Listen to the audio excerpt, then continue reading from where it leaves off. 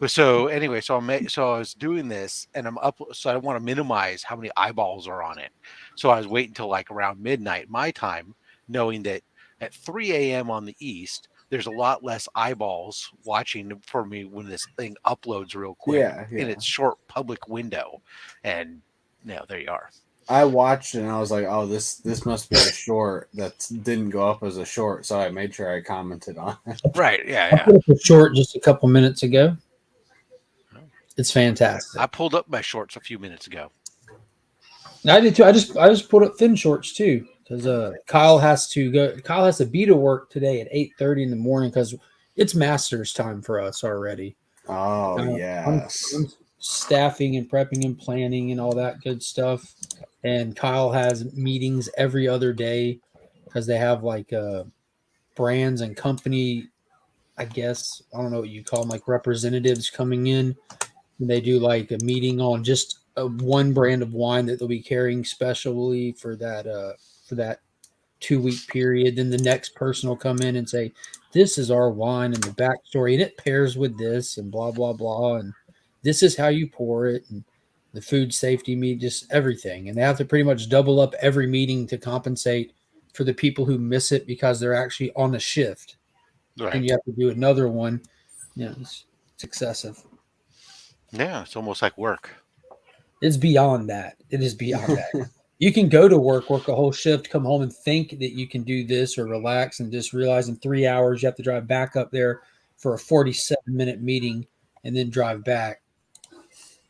But it's all worth it for the Masters, really. As long as the golfers and the golf fans are happy, we're good to go. Yeah. Spidey, your package was picked up yesterday.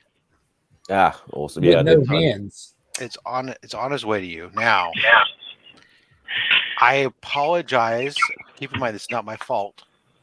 If when you get that package and you open it up and it smells of tobacco, that's Silver Knight Kyle. That's definitely bad. Because when I opened up his box to repackage it, because it was in a pretty crappy outer box, I was floored. It was just a punch in the face. I left the stuff out of the box for about a week or so, but Let it to air. yeah. So Also, Rob started I smoking and doesn't want to admit it. I did the absolute best I could, but that the record that he's sending you is big, and finding a box for it was was I finally got one. That was half what was waiting to get your package out to you, was finding a box that I could fit all the other stuff plus get that record in there and not be a ginormous package that was going to cost me $1 trillion to ship to you. Yeah. As is, I was a little bit worried about that too. as is, this was like $85 to get this one out to you. It was the cheapest I could get it, but it was better than goddamn better than what it would have been if I had to go unbox, because the album's in there at an angle inside there, but I tried to support it underneath, so hopefully I hope it gets there okay. Anyways, but no, thank you. And then there's something in there for Simon too. There's one, from Nick. Yeah, so that's a separate bubble mailer with his name on it. Ah, yeah, beautiful. Masters traffic sucks. It does. Well, I think most traffic sucks. No, this is on another. This is on another level of sucking. Yeah, most traffic does suck, and then Masters traffic sucks beyond. Think of like trying to get into a stadium, but you don't have a stadium. And think if they put the stadium on Front Street in your town that was not designed with the infrastructure to do it.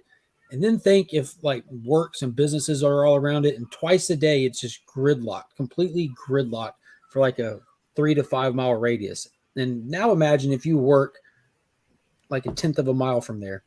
Yeah, it sounds like normal traffic around here for us with a stadium, but I think that sounds like LA. But yeah. just shut down. Trying to get to the airport in San Francisco, What's cool is the Augusta National. They have so much God money that they've literally bought. God money. They bought roads and streets and neighborhoods and demolished the houses and recut the roads and then just turned that neighborhood into additional parking. And they've literally recut the streets because they bought county land from the county. What's almost as bad, it's probably almost as bad as driving anywhere in San Francisco, just simply because not only is there no street there designed for the traffic that it has, but half the streets are under construction at any given time, and you don't know which ones they are. And most of them are one-way streets. So you think you're going one way, you're going where you need to go. Then all of a sudden you're somewhere else because of detours, and now you don't know where the hell you are and don't know how to get back. So that's a positive for the Masters tournament is all the street work and everything is done months prior. And if they don't finish it, they paint it and move all the signs where it looks like they literally paint the grass. It looks like you get in a certain distance of the Masters, they just go around and they paint the grass green. I mean, it's paint designed to be put on grass, right? But you'll see a guy walking with like a big piece of like plywood up against the curb, and the other guys with the sprayers. Right. So that you fully understand. People did it out here in California for years when they couldn't water their grass. Yeah. But it was really nice out there though, and they bought it like last year. Was it last year or the year before, Alan, where they bought the entire shopping center that was across the street from them? They bought it, and there was an apartment complex, not just a single building. It was like 7 2-story buildings. And they bought all of it, demolished the 2-story buildings, and built a giant state-of-the-art clubhouse. And then they did a tunnel under a 5-lane street so that no one would have to walk across, so they could just go under. They did all that in like 2-month time. And then they wanted to cover their clubhouse and their brand new shopping center that they use for all their employment hiring going into the week and stuff. So they brought in trees, not bushes, not small trees. They brought in trees and planted trees along the front of it, like whole ass trees. Right. So they didn't have to wait on them to grow. Something that's been there for a while, not something they just put up overnight. But yeah, they just didn't have time to let the trees grow. They'll buy some trees and let them grow if they have time. But they're like, no, trees take too long. Yeah, no, I get it. Yeah, and then since then they've bought an additional 3 shopping centers for hospitality houses, and said the people that are renting or leasing those buildings, like, yeah, you got this amount of time. We're not renewing your lease. You're done after this. Mm-hmm. And they're but there is one holdout. Inclusive when you come to the National. They don't want you to have to leave their property. There is one holdout, one single holdout. A very old couple owns a house that now borders the actual property. There always is one. Yeah, that's Cliff Richard's mom's house, the one that's right there behind like Walgreens and stuff. Yeah, I want that man and woman to live forever.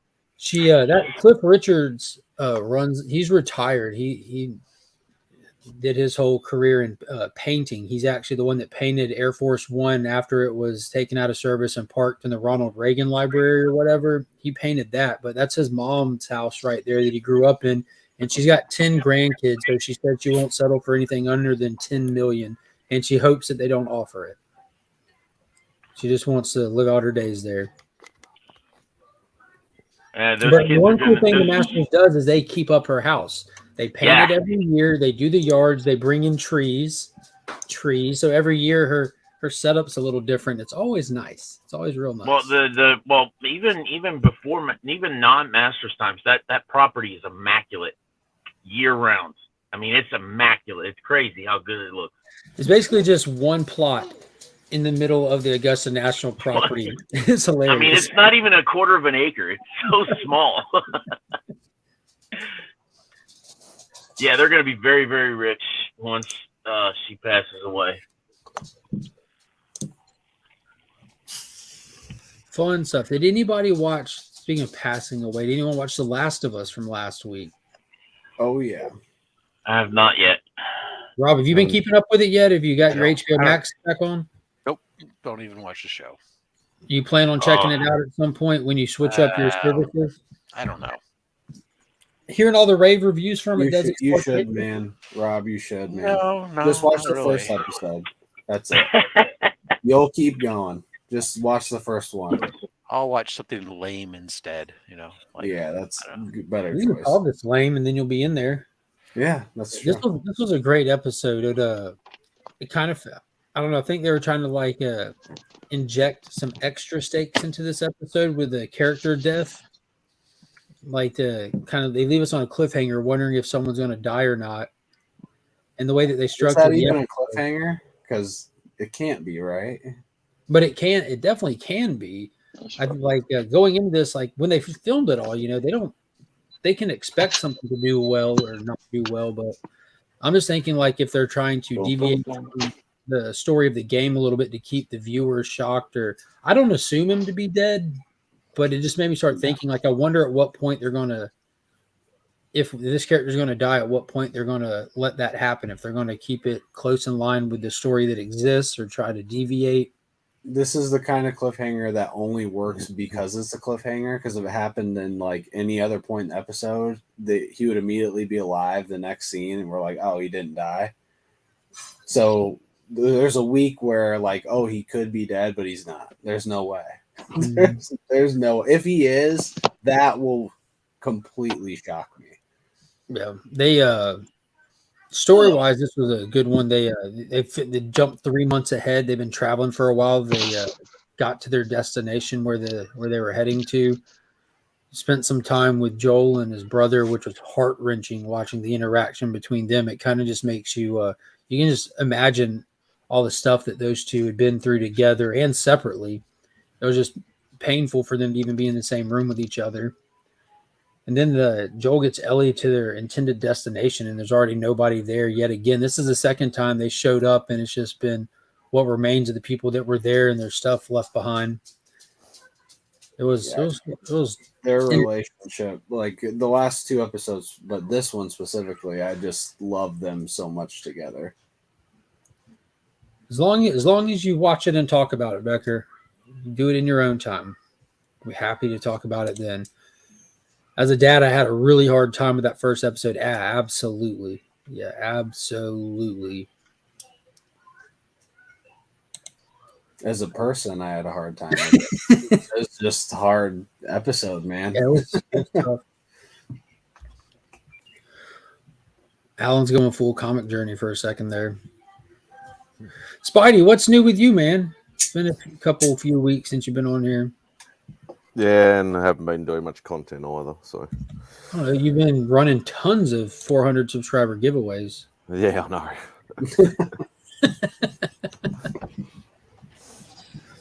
So did the second jabroni claim it?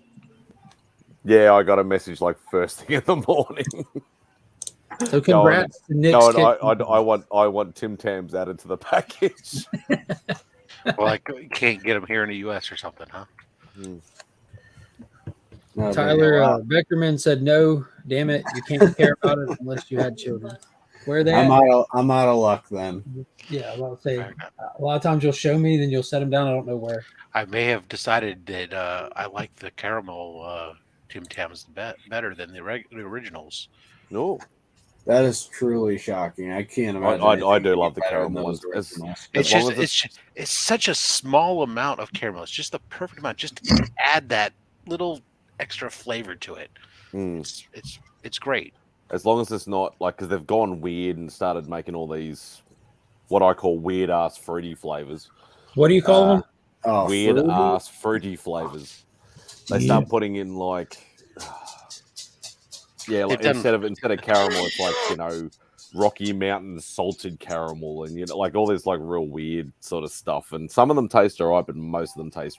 Do you really have weird. Rocky Mountain stuff in Australia? Isn't No, that just trying to. I'm like, wow. Sea salted caramel. Yeah. That's We have strawberry Foster's or- beer. We have Foster's beer here. Same thing. yeah. You don't want to be drinking that camel's piss. Camel's piss.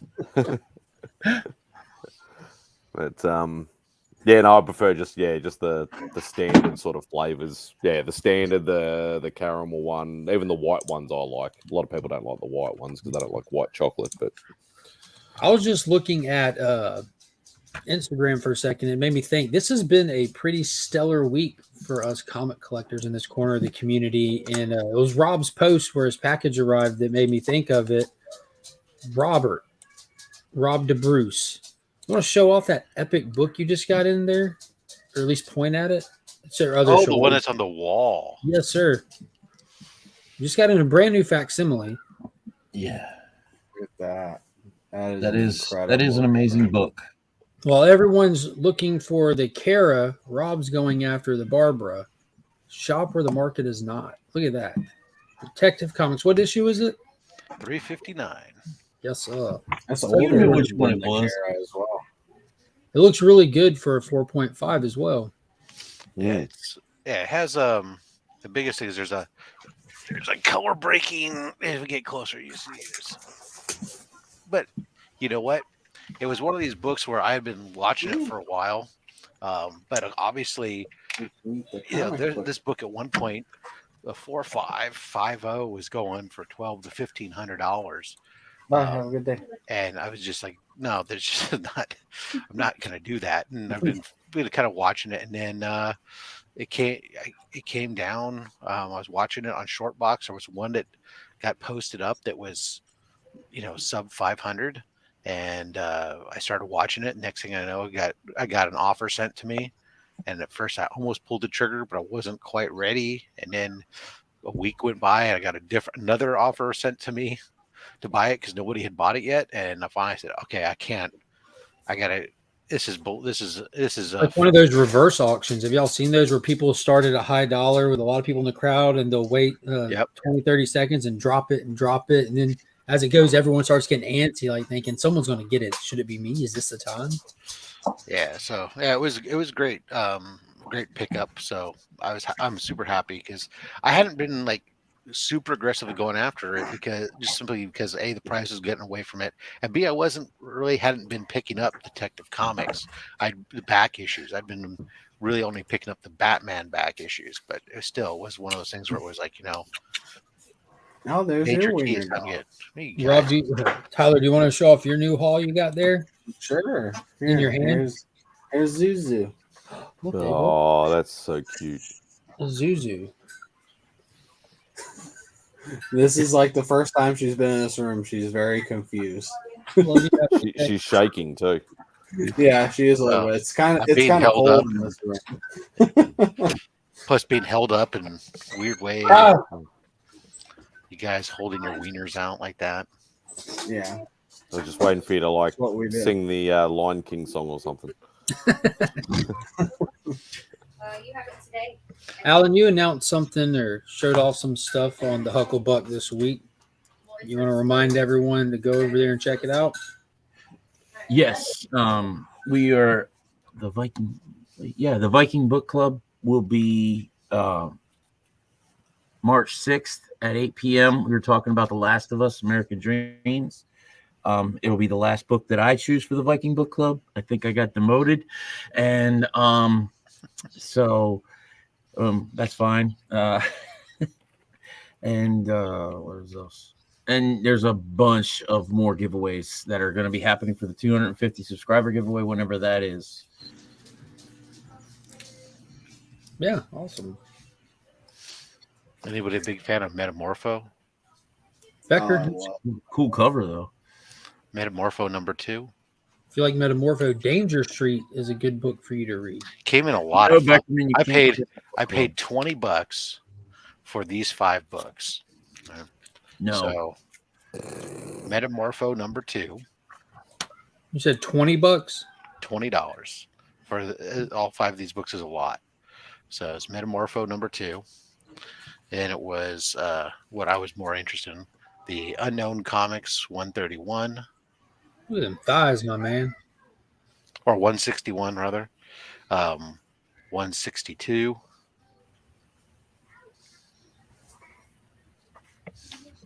163.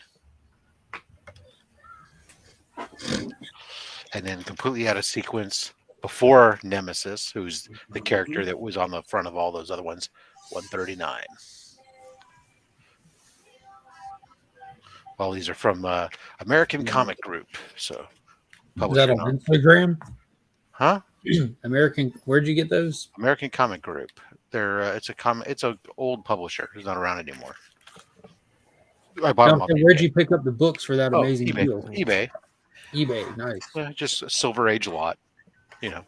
Thank you so much, Izzy. Yeah, I did just hit 2,000 subscribers on here on the YouTube. So there's a massive channel giveaway celebration thing in the works. I've got a bunch of stuff already for it. I'm going to start. Are you going to be giving away?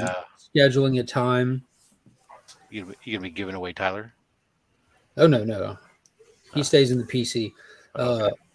It's definitely going to be on a Wednesday night. That's just when I've done all of them.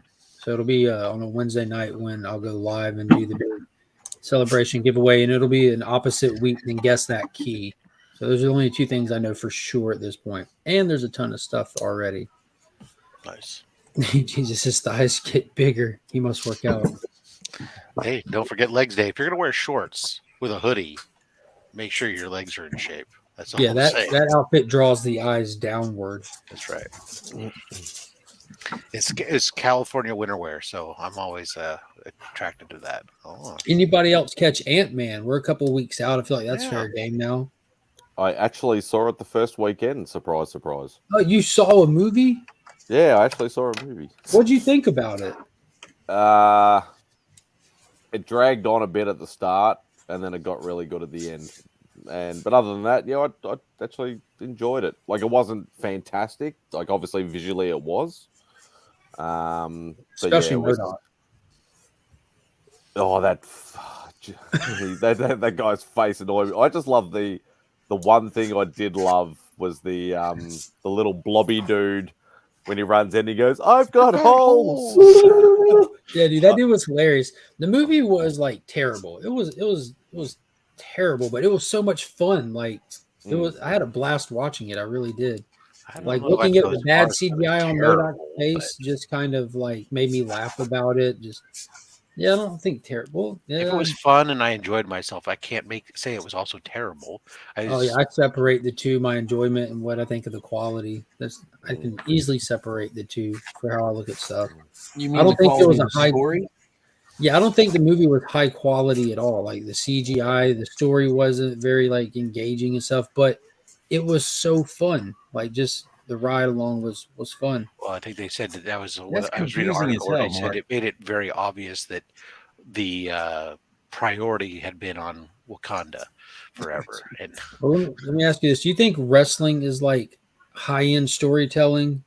no, No, but is it fun as hell? sure, Yeah, that's what I mean, Alan. You don't have to have Okay, all right. the quality doesn't have to be up. Like, look at Spider-Man: Far From Home. They didn't try to go like next level storytelling. They went next level fan Look, service. I love They yoga took it- hosers. Basic It's thing. fun Yeah, and exciting, but it ain't a fucking movie. it's never too late to stop being a dick. That's right. So, like, I'm a huge Which Roger you can get here, Corman by the fan. way, Roger guys, Corman don't is forget like to check out TaylorWinder.com where you can get your "Don't Be a Dick" shirt. Been up there before the movie. years before the movie. Because he's that kind of guy. But sorry, Mark. Oh, you're good.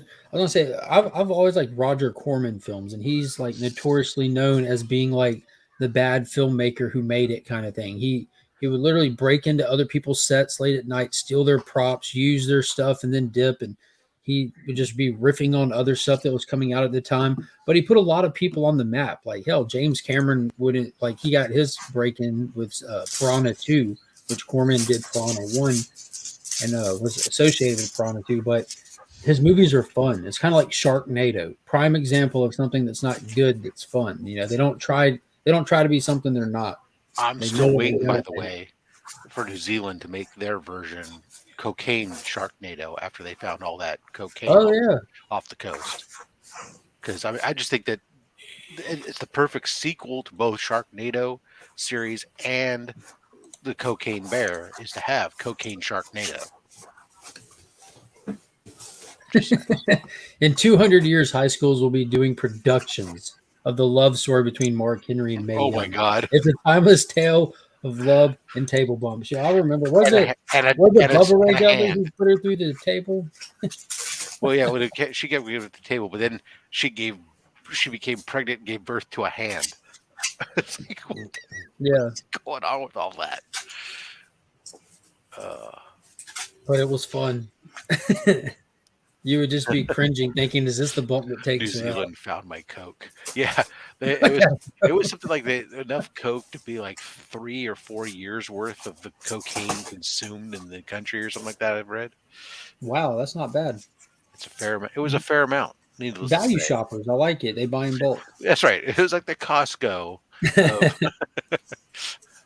It's not bad for a small country. That's right. No, y'all are doing it big. Whereas Mad Spidey's going, oh, so in other words, a good night down here in Australia. That hand is a grown adult now. That's just me and Pocan Joe under the bridge. That's right. Hookers and blow. Well, yeah, we did see that hand. It grew up, and it actually starred recently in the Netflix series. That blow was supposed to last 10 days here in Atlanta. You know the guy that had the helmet? You know the one that I found? Yeah, get a helmet. I like helmets. Bubble helmets. They're the best. Don't leave home without it. I put away all my stuff that just came back in that had the bubble helmets and stuff. Unfortunately, I don't have any to pull out and show. I thought you'd be surrounded by them. Well, I have all this stuff, but I mean the new stuff that came in. Oh. Ruby Q, baby! Mr. Mr. Q, I'm sorry, he's on the clock. How y'all doing?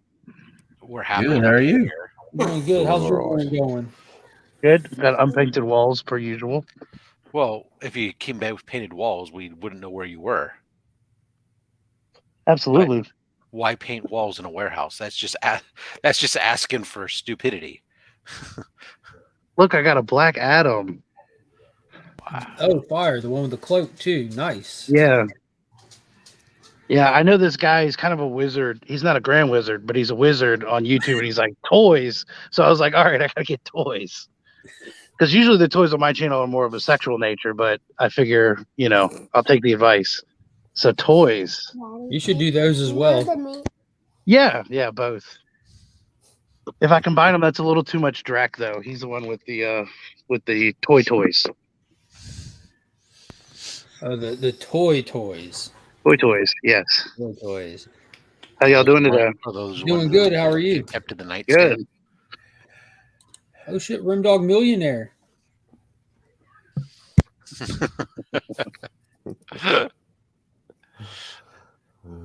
What happened in Nerf gun arsenal? Well, despite the fact that he's at work, I'm sure there is one somewhere. Yes. Yeah.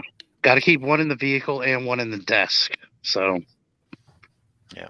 You never know. Mr. Becker said, Remy, it's been a week. I was worried. Yeah. Yeah. Sorry about that, everybody. Ugh. Life get in the way of life. Yeah. That sucks. Remy, you keeping up with The Last of Us? Yep. What do you think of that most recent episode? Is he dead? Is he going to make it? Yeah.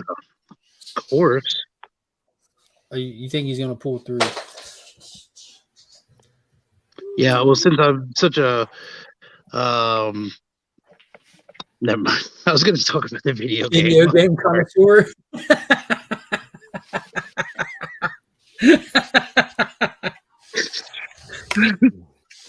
Connoisseur is the word. Yeah, I'm such a fan of the game. Yeah. Both of them. But Remy, have you tried the licorice yet? I have, yes. Yes, I have. no. It's different. It's like multi-layered licorice. Like it's Yeah. I think the other ones I had was the pipes and not the stripes. Still good though. Yeah, Beck was hassling me. She's like, "Has Remy tried the licorice yet? I want to know if he likes it or not." Have you tried the cereal yet? Well, it's funny because Yes, I have. what'd you think about that? Too much for me. Too I- much sugar, I- too much peanut butter, too much. I love sweet things and like especially cereals, but yeah, that was a bit too much peanut butter flavor for me. I gave it to Beck. She's gonna try it next. That's Yeah, a that was taste a of bit too freedom, much. my friend. That was a bit too much for me. Really, I don't. You know Even, how many bald eagles had to die to go into that box? Hundreds. Okay, hundreds. Mark, I pulled a book out of a mystery box yesterday that I had never seen, and when I went to go look it up, it was hard to find. I didn't even realize it was ever made. Um, a Justice League 42 convention exclusive. Oh, is that foil? Yeah, it's foil. It's inside of a poly bag inside of here, so it's double bagged, which is why it looks all weird. But Who did yeah, the art on that? That's nice. I don't know. It's like it's I don't know, maybe Baron. I don't know. It's like they did a cover with it apparently when I looked it up, but this is a foil variation on it, which is for the convention exclusive. But this was the big hit book in a $30 mystery box. That's not bad for the price point.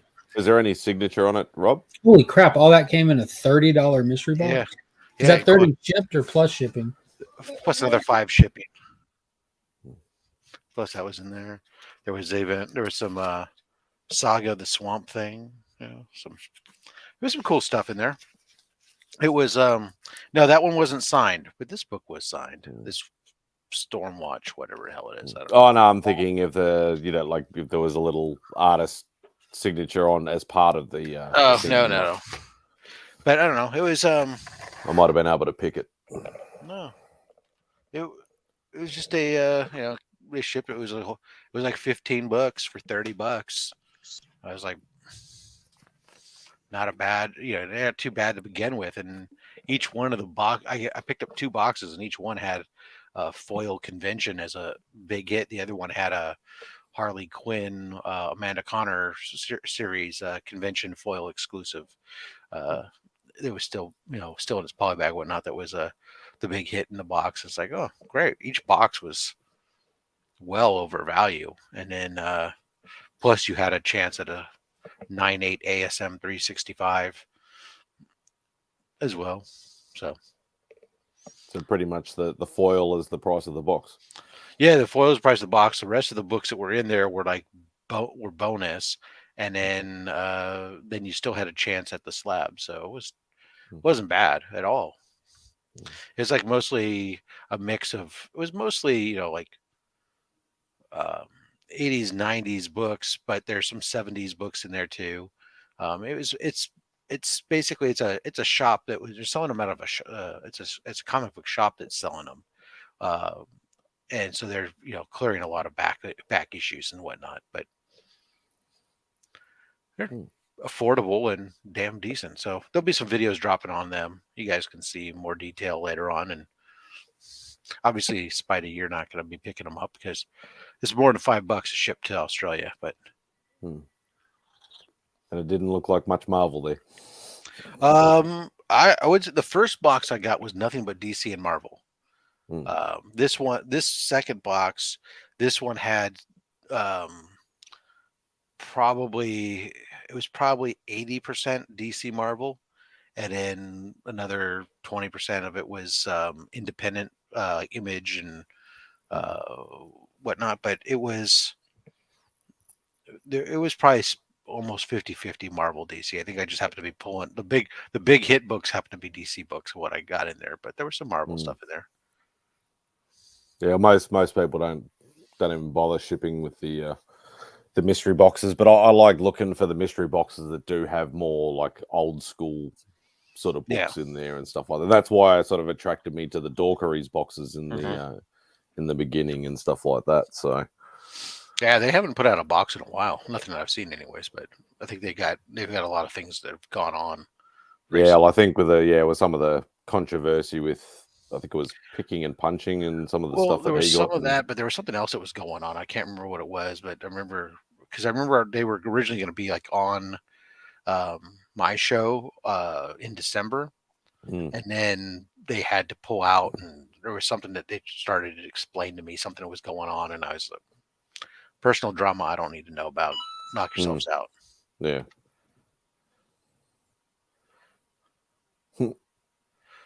The dog's not allowed. How does the dog not allow you to be on? I don't get it. I don't understand that language either. What I language? think it's common speak for it got excited and pissed all over him. Maybe. That just sounds like a Saturday night for him. But Rob, you want to DM me your email? sure. Hey, Finn, which Green Lantern is that one? I don't know. Kyle? He has the same name as mommy. Tired. Ah. Hold up where you can see it. Tired. Ah. He had the sword that comes out and then. Does it come out of his ring? Yes, and then he can hold it. As long as it doesn't go up his ring, he'll be fine. Oh, Sorry. Simon with the appropriate children jokes. I love it. Hey, Daddy, did Peacemaker get killed? No. Okay. Okay. But Polka Dot Man did. Yeah, Polka Dot Man definitely got killed. There's So- a little pop up. Sorrow. So my options are to hold the dog, Slap them. put it in the pen until it cries and makes me get it, Won't you? and I can't let it out because it's a puppy and it'll just chew everything. So I basically have to be in the room with it. Mark Chef. seems to have an option. I don't know. What is the Yeah, option? let it chew everything. Yeah, that's Let not a him good live his idea. best life, bro. Yeah, He's only a that's- puppy once. YOLO. That's not gonna happen. Put the pen right next to you. It is. It's right next to me, but then it's Then crying. he So just then eats what? Tyler. He's like, "Brr." Then you give him Yeah, something. teach those.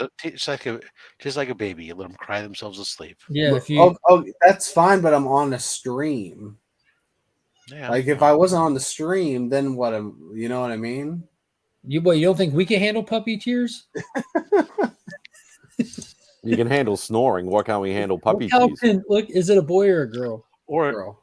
or you Look how can just sit content there and she hold is your right wiener there. She throughout just- the show. Yeah, It's fine. yeah. I know This is exactly what she wants right here. She'll Look be at her. fine here for a little bit, but not the whole time. She wants to You need to play. get yourself a little Bjorn, so you can put it on where your doggy and your Bjorn for you, baby Bjorn. Yeah, we have one of those. Yeah, I but bet I you don't, do. I don't, They I probably don't have a think little it'd fit stroller this for the dog. dog, so you can take it with you out in public, like your little baby. One of those. Let's see how much it's Put a little weighing. How many cute outfits have Well, you it's not purchased right for the now. puppy?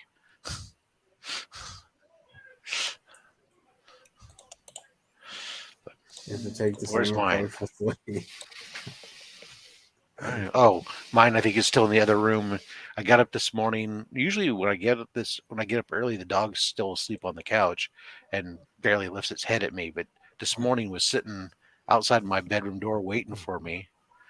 When I got up, wanted to go outside, so I let it out and came back in, was in the kitchen making my coffee, climbed up in the recliner that's in the other room.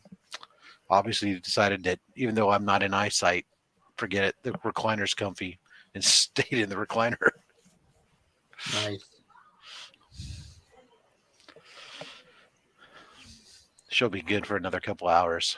Just on a nice comfy couch. Leave me alone. On a seat cushion that smells like my people or their farts.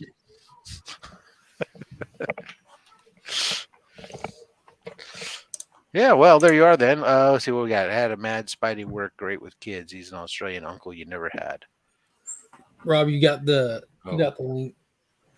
Oh, okay. I'm about to go get I the little monster dress real quick. have to think because I'm not on my computer. What are you on? I'm on my work computer, and so I don't have some of my personal stuff saved here. Hold on. He's on his Romanian computer, not on his American computer. No, well, because I have to be kind of monitoring work, but after a certain time, I have to. Let's see what I have to do. I have to go to Look after the kids.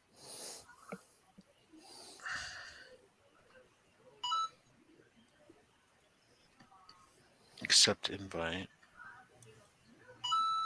Yeah, Lady F, I'd be the one swearing around kids and getting them to learn all like swear words and stuff like that.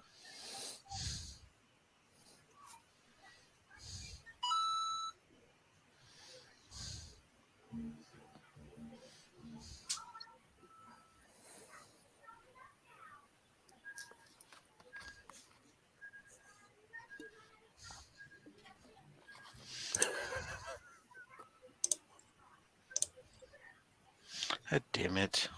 Two are concentrating, and Tyler and I are just sitting there going, "What do we say, Neil?" I'm just wondering if I can keep my eyes open. I'm just dead. Are you dead? You look pretty alive to me. All right, guys, I'm hopping off. Boo this man. Boo this man. All right, let me now sign out. Oh Ah. no, not the Oh, prison God. view. I'll be right back. Mugshot mode. I hate the prison view. You'd be giving them beers and Bowie knives and crocodile Dundee. Yeah, possibly. Oh, so yes, congratulations on 2K, Mark. Yeah. You want to see some of the stuff I've already picked up for the giveaway? Was that like the first Jubilee and first Apocalypse and that stuff? Was that video? I got some more stuff than that too. Well, yeah, I'll just show these. I've just been picking up stuff just to have for like channel member giveaways and the 2K giveaways and stuff. First OMAC, first Gambit, Oh, I need that. Star Lord and Comic. I've got that one. The Suicide Squad. It's going to hurt to give that one away. Just love to just keep it in the Suicide Squad. Nice looking cover. Yeah, it's really cool. It's a cool cast of characters in that run.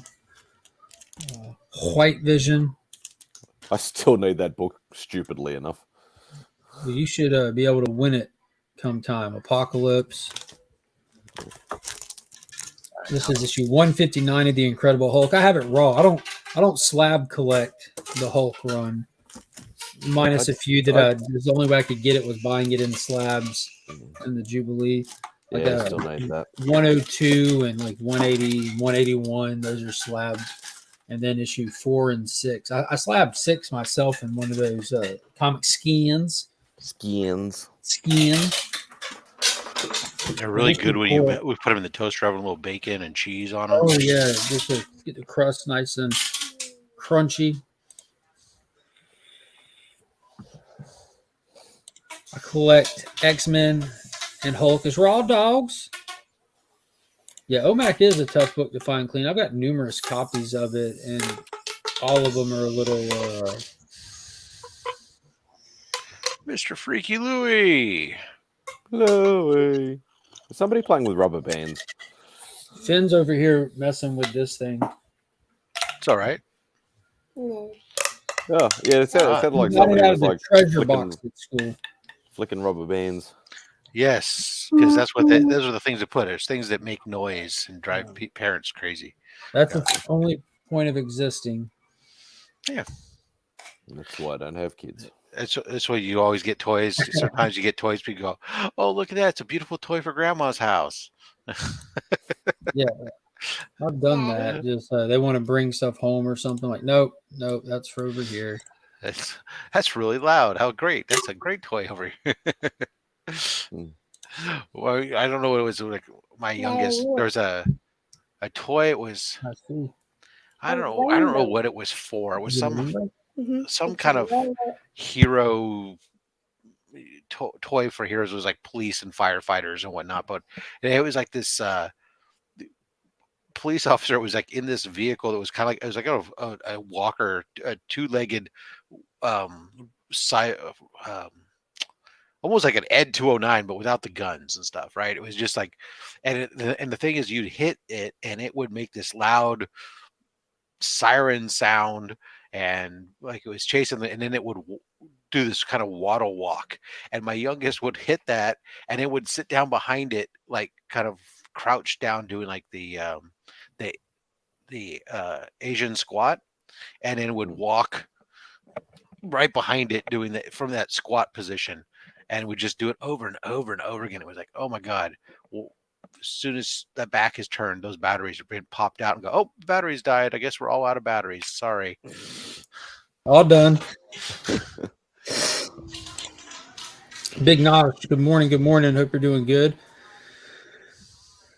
What is going on, Bert? Freaky Louie, how are y'all today? Subscribe. Rob, did you get a chance to read anything from this week yet? Oh, not this week. Dude, this was such. I'm trying to get such caught a up good one on this week. like 2 weeks ago, I think. Maybe I'm up to last week. I don't know. We're about to be getting behind because this week and next week are like a lot of good stuff dropping. I don't pick up as much DC stuff as you do, so. Yeah. So then it might be a light week for you. Because DC came in strong this week, and they're I think it's pretty. Oh, I did read something. I mean, I read the Punisher facsimile, the first, ASM 129 facsimile, but that was about it. Yeah, I need to read the regular blew ASM my issue. mind. And this was fantastic. Like this. Yeah, I'm so even the hoping, copy I picked up, I won't read. Of which one? Superman 1. Did you get a ratio for it or something? No, I just picked up that black platinum one. Oh yeah. And I pre-ordered it 9.8. So. Oh, nice. Yeah, you definitely won't be reading much other than the label on that one. Can you send me the link? Yeah, you should have the link, Track. But I'll send you one. Oh, you got it.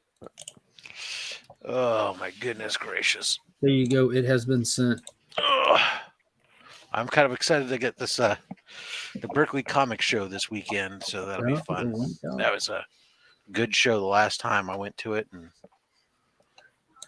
this is an old school comic book show. We set up a gym, set up a bunch of comic book sellers, and go nuts. I'm definitely liking the smaller little like fairs and shows a lot more than the bigger stuff. I know it's no comparison to what you guys have over there, but I do prefer the more sort of, I suppose you could call it intimate sort of setting where you can actually talk to vendors a lot easier without people like cramming over you and trying to shove past you and all that sort of stuff in the big cons. Yeah, well, the vendors appreciate that too.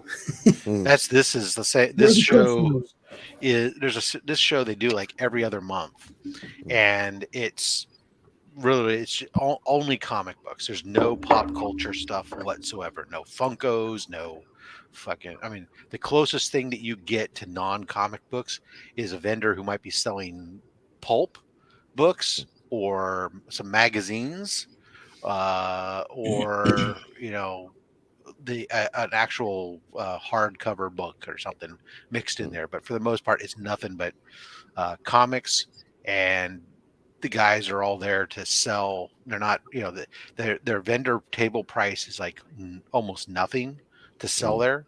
So they're not there to make up. They don't have to make up margins on selling stuff there, and they make deals. They all take digital payment without issue, and still give deals. So it's great. What show is that? It's called the Berkeley Comic Show. Okay. It's held in a town called Berkeley, California. Mm-hmm. Around here we call it Berkeley, and they do it in what's called the Berkeley Adult School. So so it's like a smaller comic show. Yeah, it's just an old school comic show. It's just people selling books. Yeah, exactly. A show or a fair instead of a con.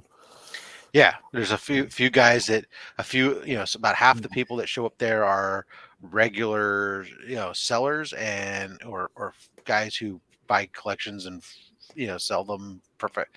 That's their normal business, and then there's about half the people there are collectors that they do this to fund their own collecting type stuff. And it's really interesting. I dig it. I mean, because we also have a lot of small cons in the area, which still have the mix of the pop culture stuff that you go in there and it's like, okay, it's still a nice small intimate thing and to get some good deals, but there's still a lot of 50% of the floor space is chewed up by Funkos or freaking weird plushies or plastic swords or other stupid crap that you don't care. As a comic book collector, when I go to a comic show, I don't care about those things. So comics in a gym, can't wait. That's right. Hey, Freaky, this is the one that last time I was at. Now I'm gonna be more prepared and pay attention to. One of the vendors basically just after 2 o'clock in the afternoon just said everything 50% off, and he was mostly dollar books to begin with, so it was like became 50-cent books throughout his little stuff, and I wasn't prepared for that, and the number of people there, so I hadn't gone by there ahead of time to know what was where type of thing, but now I know I can go there earlier to get an idea of where certain things might he's be. like, I don't want to take 30,000 long boxes back with me. Can somebody please just buy a whole stack of this at 50 cents each, so I have to take less back?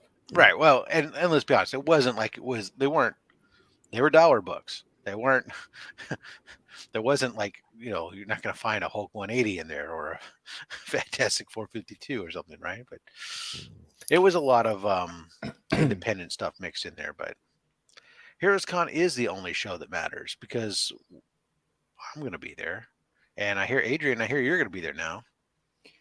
I'm thinking. You're thinking about it. You're thinking of it. That's right. Because I'm kind of. I was set on going to Terrificon, but we're all going to be. Everyone's going to Heroes Con. It sounds like so. That's right. I'm gonna have to do that instead. Well, and you know, for the people who can afford it. Well, right. Yeah. Well, TCV is driving down, so.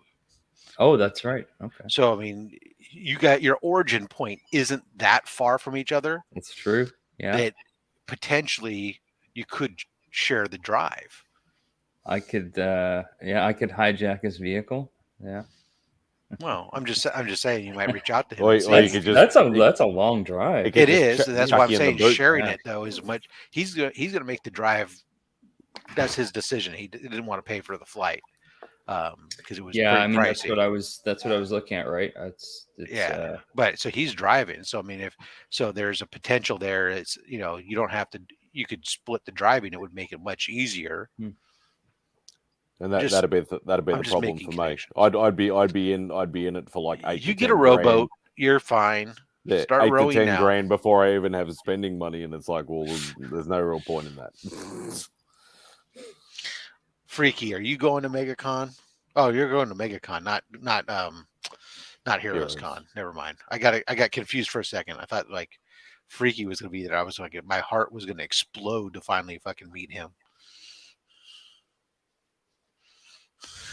It's falling with the police.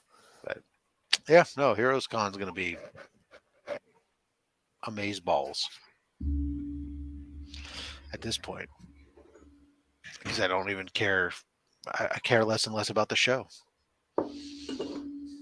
I went through all the list of the artists. And it's like there's not like most of the artists are coming are great artists, but I'm like, if I miss getting any signatures from there, I was okay because there's people that get stuff signed, but nothing that I don't have aside from Steranko. There's like nobody that I don't have already or something that I really feel like I've got to have. Mm-hmm. There's a fair number of artists that was like, oh, hey, you know what? I could have you sign this book. Some of these books where I have multiple SIGs on, they're, like Marvel 1000, where I've just been kind of bringing it to cons and getting people who were on that book. They're like, oh, okay, there's like 3 or 4 people in there. I could get 3 or 4 more SIGs on this book just to be a SIG collector, but I don't have to. But yeah. Oh. I think Mark ran off to do his thing he had to do. Take Finn. I don't know. If anybody wants link, let me know. We'll make sure we get it out to you guys. Strength will be at Niagara Falls Comics in June. Okay, cool. Well, yeah, June. Oh, that's another one I have not been to yet. But just don't try and film him. Yeah, there's a chance I might go to Niagara this year as well. Lady Fantastic, I know. I know that Comics by the Bay, anyways, making it up from Florida to go to Heroes Con. And we got the New Yorkers coming down. Brian LCS is coming down to Heroes Con. TJ? Comic Journey's coming down to Heroes Con. Oh, God, what you have. CJ. No, but DJ. Oh, DJ Links is going to Heroes Con. Yeah, Yeah. absolutely. I picked up my. Nobody's awake in the house, so it's like I was like looking for tickets. The only thing I hadn't bought was my airline tickets for a while, and it was like it was expensive. They weren't cheap at all coming from where I'm at, and I kept waiting for Southwest is usually the cheapest for me. And I was just trying to find something else, but their times that they were traveling wasn't good and everything else. And finally, I started looking around again and found some, like, I started thinking about, oh, I could take a red eye out of San Francisco because who cares? And so I started looking at some of that stuff. Next thing I know, I was like looking at, I'm on American Airlines and I'm booking my flight and I'm on a red eye getting there, and or I was looking to do that, and then I found they had one. It was a regular time, a perfect time, and the next thing I know, I booked a first class ticket. I'm, what did I do? I was trying to save money, and I turned around and Yeah. First class is not the way to do that. first class direct flight, no layovers. I was like, oh, all right. Is it that long a flight to even look at first class? Well, so direct flight. It's going to be almost just under 6 hours. Oh, wow. Shit. Yeah. Well, actually, hold on. What's the actual travel time? It might be about 5 hours actual travel time. I don't know. It gets confusing because I travel through 3 time zones. I leave it before 8 o'clock in the morning, and I land or I get there around 4 p.m. So that's like, 12 hours or 8 hours on paper. So yeah, it's like 5 hours flying, something like that. Flying through the time zones is always a freaking weird thing because then like when I leave, I leave there like 8 in the morning and I land at like 2 o'clock or 10 o'clock in the morning here or 11 o'clock in the morning here. It's like, but yeah, 5 or 6 hours. That's right, Chaos. Yeah. But at least it's a direct flight. It sucks if some of the flight options were like, okay, you can fly here and then you have to sit for like 3 hours in this airport and then catch another flight to fly over. Fly from San Jose to Chicago and then sit there for a couple hours before you fly back down over here and stuff. It sucks. The actual con is going to be June 16th, 17th, and 18th. So yeah, in North Carolina, Charlotte, flying into CLT to clip. So yeah, good times. Yeah, it would be nice to go, but We'd love to have you too, Spidey, but we know that you couldn't. Even if we've had the money, you couldn't come. You said. yeah, it's the worst. Like it's literally end of financial year and Christmas time is like, for work wise, is the 2 worst times of the year for me to try and do anything. I always think it's hilarious because it seems to be lately I've been taking vacations in June, and same thing for us. Like it's an end of quarter and everything else, and then my boss later when we get to June, we'll sit there and go like, "Who the hell gave you that time off?" And you approved it. I just requested it months and months before you were thinking about what time of the year it was. Yeah, if I tried to put in that time, the boss would just look at me and go, "Are you fucking serious? Are you stupid or what? You ain't no way in hell getting that time off. Not at that time of year." Yeah, but it's all good, man. For me, I guess big channel news. I said, how many people are coming? Well, at least from within our groups, we're up to like 24, 25 people or something that are coming. How many people are coming? I don't need no competition at the booth. Oh, well, we're not coming to sell. We're just coming. Oh, yeah, competition to buy stuff. Yeah, well, we're all coming in hordes. But if you're going to be there, we should add you to the group chat there. So That's Dustin. Yeah. I believe that's Dustin. I mean, unless he said so. He can't be 100% sure, but Generally, it is. Yeah. But we could add you to the group thread, man. And you can. We're gonna be doing on Friday night. We're gonna be Meet and greet. doing a meet and greet. We're gonna trying. I need to actually submit pretty soon. We got a place that we're gonna target that we're gonna basically either have a semi-private Jerkbags. room or their patio rented out and hang out and have some drinks, have some food. We were on the patio last year. It was nice, and it's a great view, and you're like up on a balcony too. Yeah.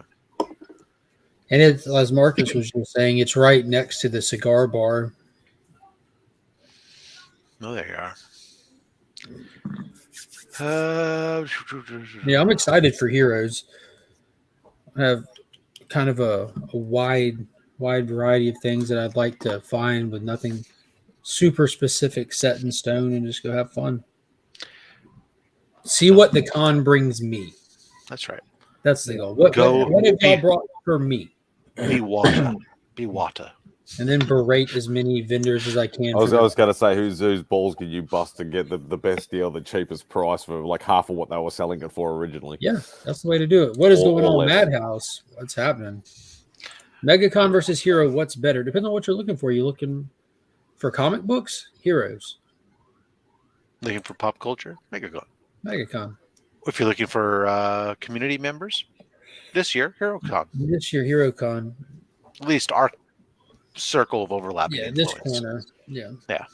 So MegaCon, that's one in Orlando, right? That always Right. looks fun. Paul Cook goes to that one, and it's more along the lines like in the C3 style. You know, they got like you said, the pop cultures. A lot of the I don't know, in demand vendors are bringing their exclusive variants and stuff like that. You won't see like any of that at Heroes. I think there was like one person that had Heroes Con exclusive, and he was like a brand new shop that had just opened like a couple months before, and it was his first time at Heroes, and he had like a little quarter booth and stuff.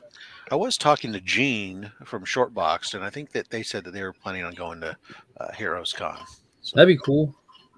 Bring some heat. There's always such at good least stuff there. Well, he said at least they'd probably send somebody if they don't send a full blown contingent, but the oh, thank God for that, Alan.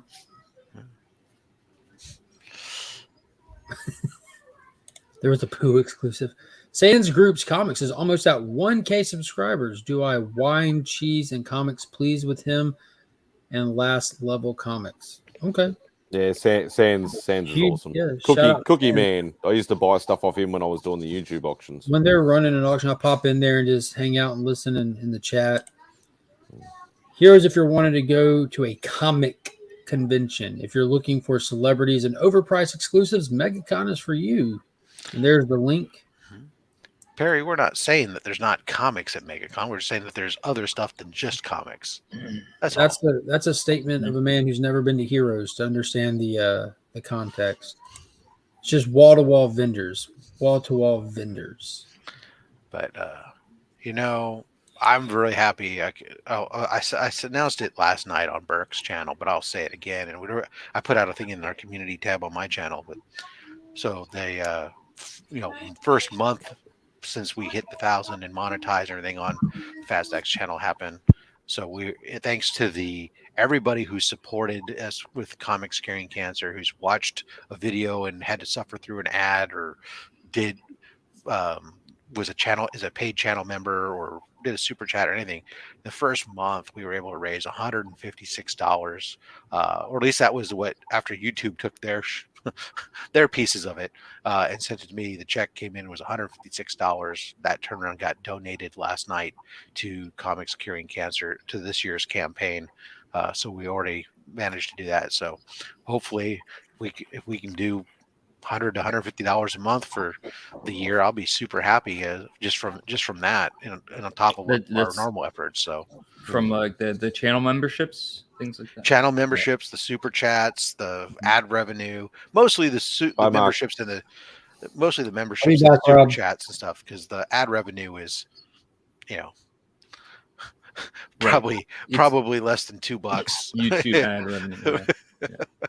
But still, it gets it out there, and the people who have helped with that, I'm excited. So Yeah, that's awesome.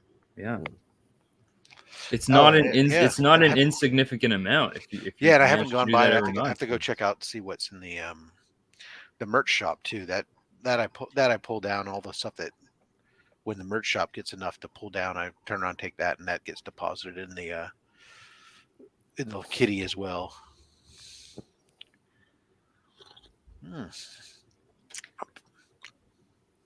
Comics curing cancer. So, yeah, somebody take a break from some show prep and all right, cool. Let's see, collecting with Durs. How you doing? Running the isolation game.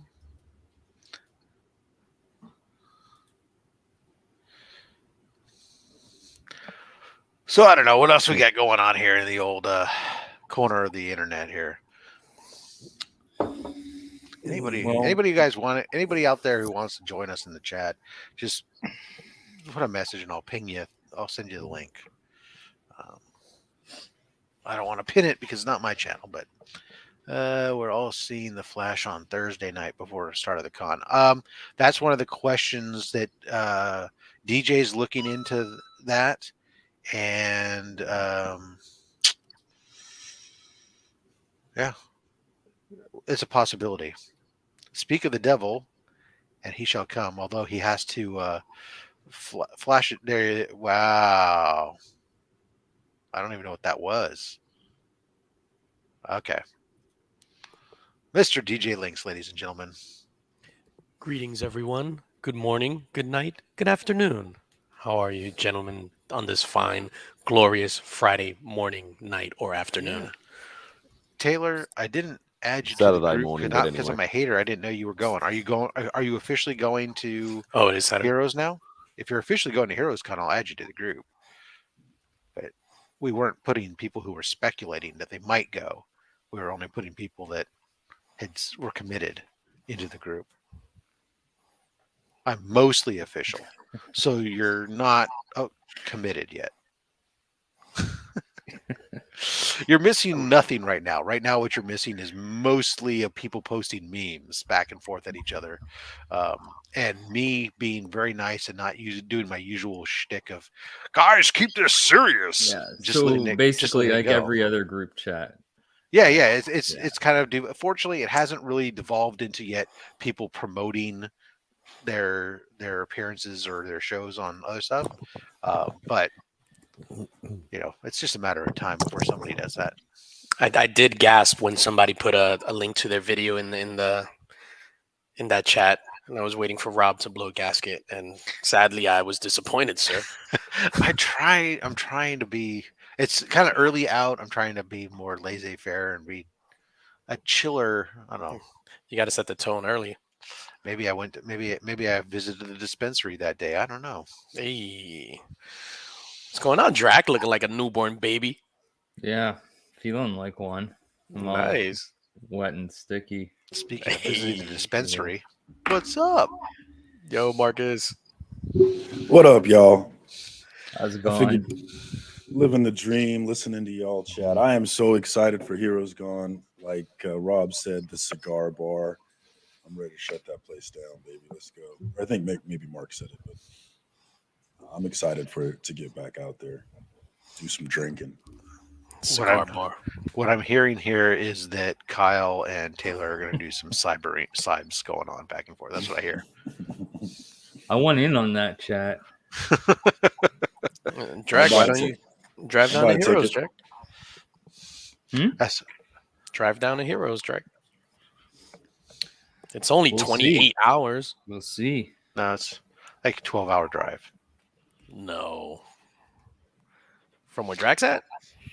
It's got to be to Connecticut was like between 8 and 9 hours. Okay. I don't know. Comic Vet was saying I think it was like about 12, 13 hours is all. Mm-hmm. And he's driving down. That's why I was telling Drac. I said, he's not in the grand scheme of things. He and Comic Vet are not that far apart that they could potentially share the drive and make it So they get there in one piece instead of one person falling asleep behind the wheel and crashing their car halfway there. No, but I think Chris lives in the city. Drac lives on an ice shelf. Burke, man, Burke, my It's a memes are nice bird, completely yeah. made up. I don't. There's not really a grill at my LCS, Burke. I just made it up for the meme. Just like my wife doesn't really care about my comic book spending. We don't fight all the time about Just it. like his wife doesn't really exist. It's just made up for the. I'm completely Inter- making it up for the memes. Yeah, none of it is real. Oh no. The dad bod's not even his. It's photoshopped for somebody else, just for the memes. The dad bod revolution is real, guys. It's happening. It will be televised. That's a revolution I cannot get behind, sir. Mhm. You don't need to get behind it, my friend. It's like the gonna sun get coming behind up. you. Yeah. It's like the sun coming up, The bro. sun coming up. I got cakes on the griddle. Oh wait, sorry. Oh no. No, TM. I think TM has clearly taken the torch from me on that one. He ripped the torch out of your hands and firmly placed it in front of his genitals. I hope he doesn't get burned. So I take it, Accurate. Justin, you're going to be at C2E2? Is that what you're saying? I will be at C2E2. How's my mic? Is it okay? Yeah. Cutting in and out. Well, You that's cut just his signal. Oh. It wasn't just his mic. That was his whole video feed even. Yeah. Is it okay now? Am I good? Yeah. Sure, why Okay, not? cool. I mean, we can Yeah, see you, so I don't know how good that is. It's my first time tabling at C2E2. I don't expect to sell a single book, but I figure it's good advertisement for Artist Alley for people who are looking to hire a letterer. Sure, why not? Yeah, you're there to Nice. network. Yes. Why not? The what? Do you mind if I ask you how much does it cost to get a table there? How much? Where you're, I mean, I assume let you're me just on a check. small Artist Alley table, but I'll have to double check because I cannot remember off the top of my head. Just give me 1 second and here. how many books do you need to get hired for to break even? Probably like 1. Oh, okay. Then that's enough. You don't need to tell us anymore. I'm just curious. Yeah, I think it was somewhere around. I think it was over $400 for a table. Okay. Oh, that's it? Yeah, so for an Artist Alley table, I think it was over $400. For probably one of the small ones. Yeah. It seems like it'd be a lot more than that. Yeah. Rob is like, for one of the closets in the back, you get a stool and nothing more. Yeah, well, you have to provide your own stool. Yeah. Oh, you have Are to they bring your own thinking- stool. Yeah. Are they going to test it?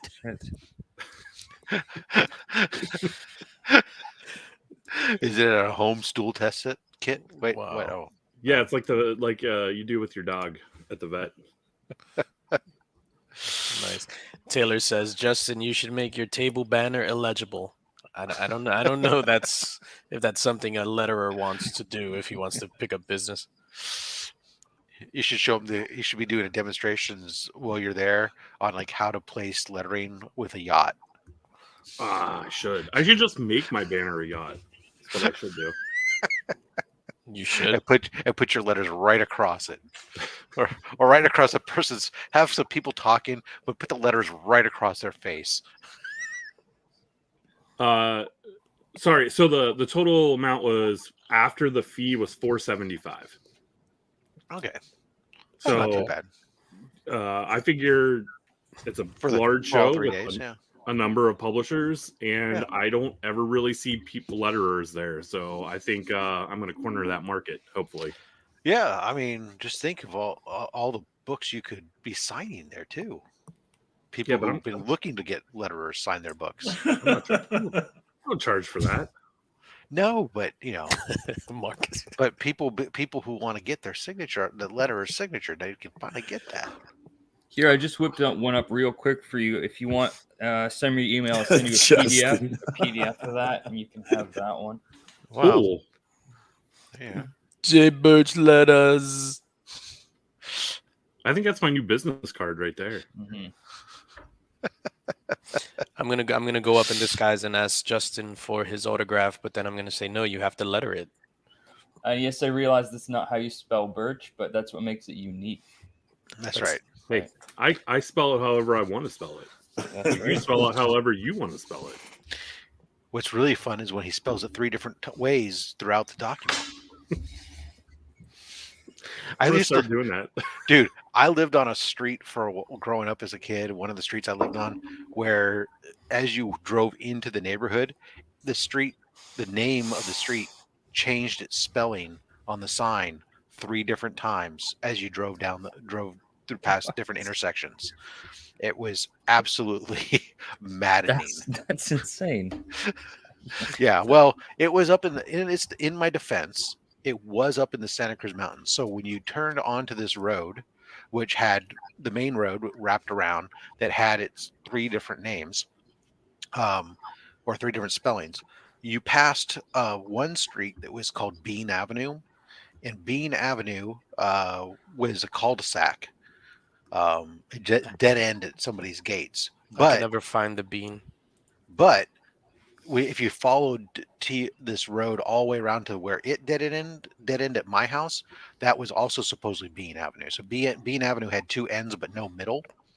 And then they also, coming off of this road, was a T intersection that was either way and any way. So people were a little high when they made the streets back there. Well, that's like I don't understand Queens over here, right? So I'm in Brooklyn, not too far from Queens, and then when you go into certain areas, it's literally 3 streets in a row. So it'll be like that's 66, right? So it's 66 Road, 66 Place, 66 Street. Then the next 3 blocks, 67th Road, 67th Place, 67th Street is the worst. Where do you live? I'm over on 67th. Yeah. Yeah. Exactly. Well, you know. Well, you need to know. Hey Drac, how you doing with those alien prints? Did you get any bites, especially with the whole UFO controversy cornering the market nowadays? No one's. You should do aliens holding a bunch of balloons. No bites yet. Just the one. Like it, only instead of a clown, it's an alien. That would be awesome. That's funny. Do you have it there? Maybe we can show it off. I don't have the physical print on me. I have the drawing right here, though. Damn it, Drac! I'm trying to promote your shit, and you're not fucking prepared. We spoke about this backstage. Well, it's this. Hold on.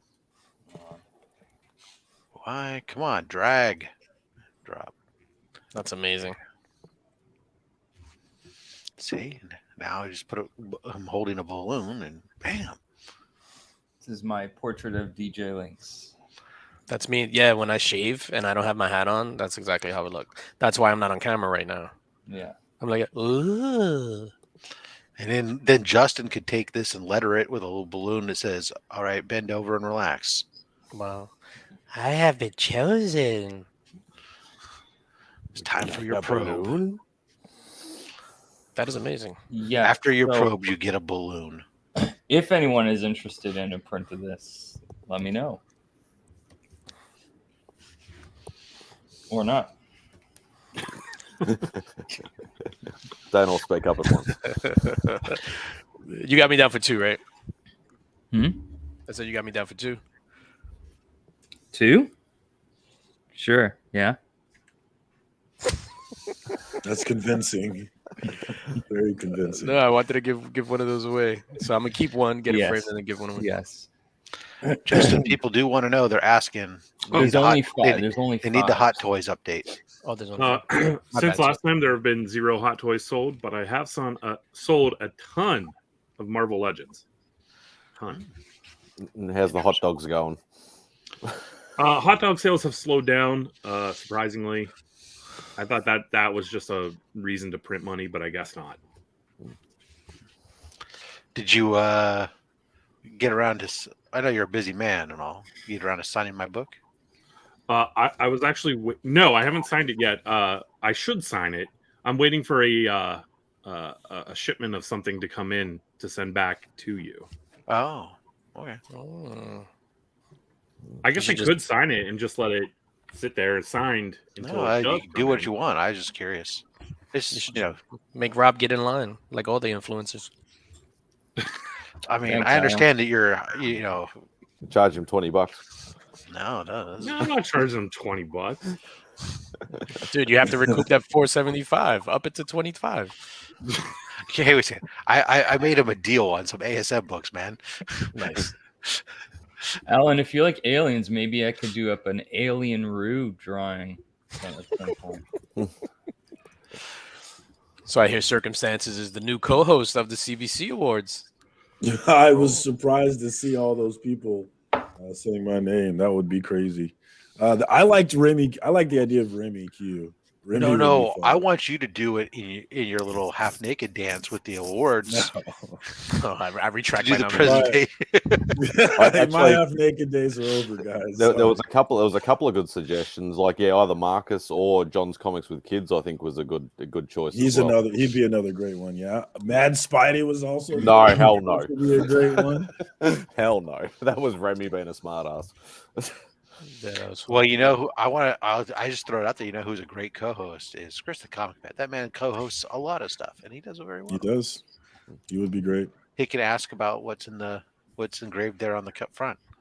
No, I feel like Marcus promotes the CBC Awards more than anyone. I will take that title. I think I can take that title. And I don't mean that in a negative way. I mean like your passion for it, like you could tell, and that comes across.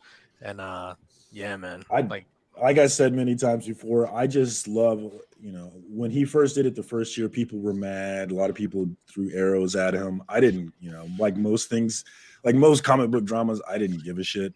But when we got to the show, I actually watched the show after the fact, and I started caring because I saw what Brian was trying to do. I saw his vision and what he wanted to do, which was to celebrate this community and showcase this community. I saw so many people in that first show I'd never seen before. He introduced me to, and I was like, all right, I see what you're doing, Brian. I'm all in. And that's when I decided to campaign for it. And I'll definitely be back this year trying to campaign. My biggest goal I've been pushing, and anybody who wants to help, is we got to get these bigger channels to talk about it. I know Robbie at Pop Culture Philosophers has said he'll talk about it more. Bueller's going to talk about it more.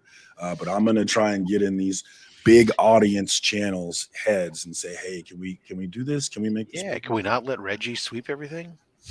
That's part of it, because Reggie talks about it, right? Right. That's a big part of it, is he actually talks about it, which is big. More power to him. Thank you for talking about it, because that's exactly what we need. Absolutely. One of the things I've been talking about in the committee chat with Brian, and I don't know how much traction I'm getting, but I would love to add a charity element to the show somehow. Maybe try and hitch it on to Comics Curing Cancer somehow, and really try and add that charity element, so maybe we can get some more buy-in from the community. If we can say, hey, I'm not doing this, I'm not talking about this to get people to vote for me, I'm talking about this to promote. Yeah, that's the other part of this year's goal with Comics Cancer, to try to get more of the big channels to hopefully be willing to help promote it, because I'd reached out to several last year, and really, aside from Reggie, who agreed to like repost one IG, kind of. So not much. Got it. Okay. Right. There wasn't. I think there was kind of like I think that hopefully this year, given that how well we did last year, it's going to help tremendously to add credibility to what we did, and people wanting to be a part of it. I know that Shortboxed has already committed to me that whether or not they are able to do anything as far as helping with donations or something, they will definitely help us to promote it, and utilize their social media platform to help with that. So they're in on it to help out. They just said, let us know as you get closer how we can help, and so that's good. Well, I mean, Reggie's a busy guy. He's got a shelf full of awards to polish. Yeah, you have to give him a C3 award for him to promote it. Yeah, yes. He used doorstops. Did you watch the video? So when he's got to bring the groceries in, he can prop the door open. I love y'all getting mad. I love when people get mad about Reggie. And look at Kyle in the chat doing the Lord's work, criticizing comic book channels, doing the Lord's work. Good work, my man. And Brian, yes, that's more work, but hey, that's your problem, not mine, buddy. But if you're co-host, it will be your problem.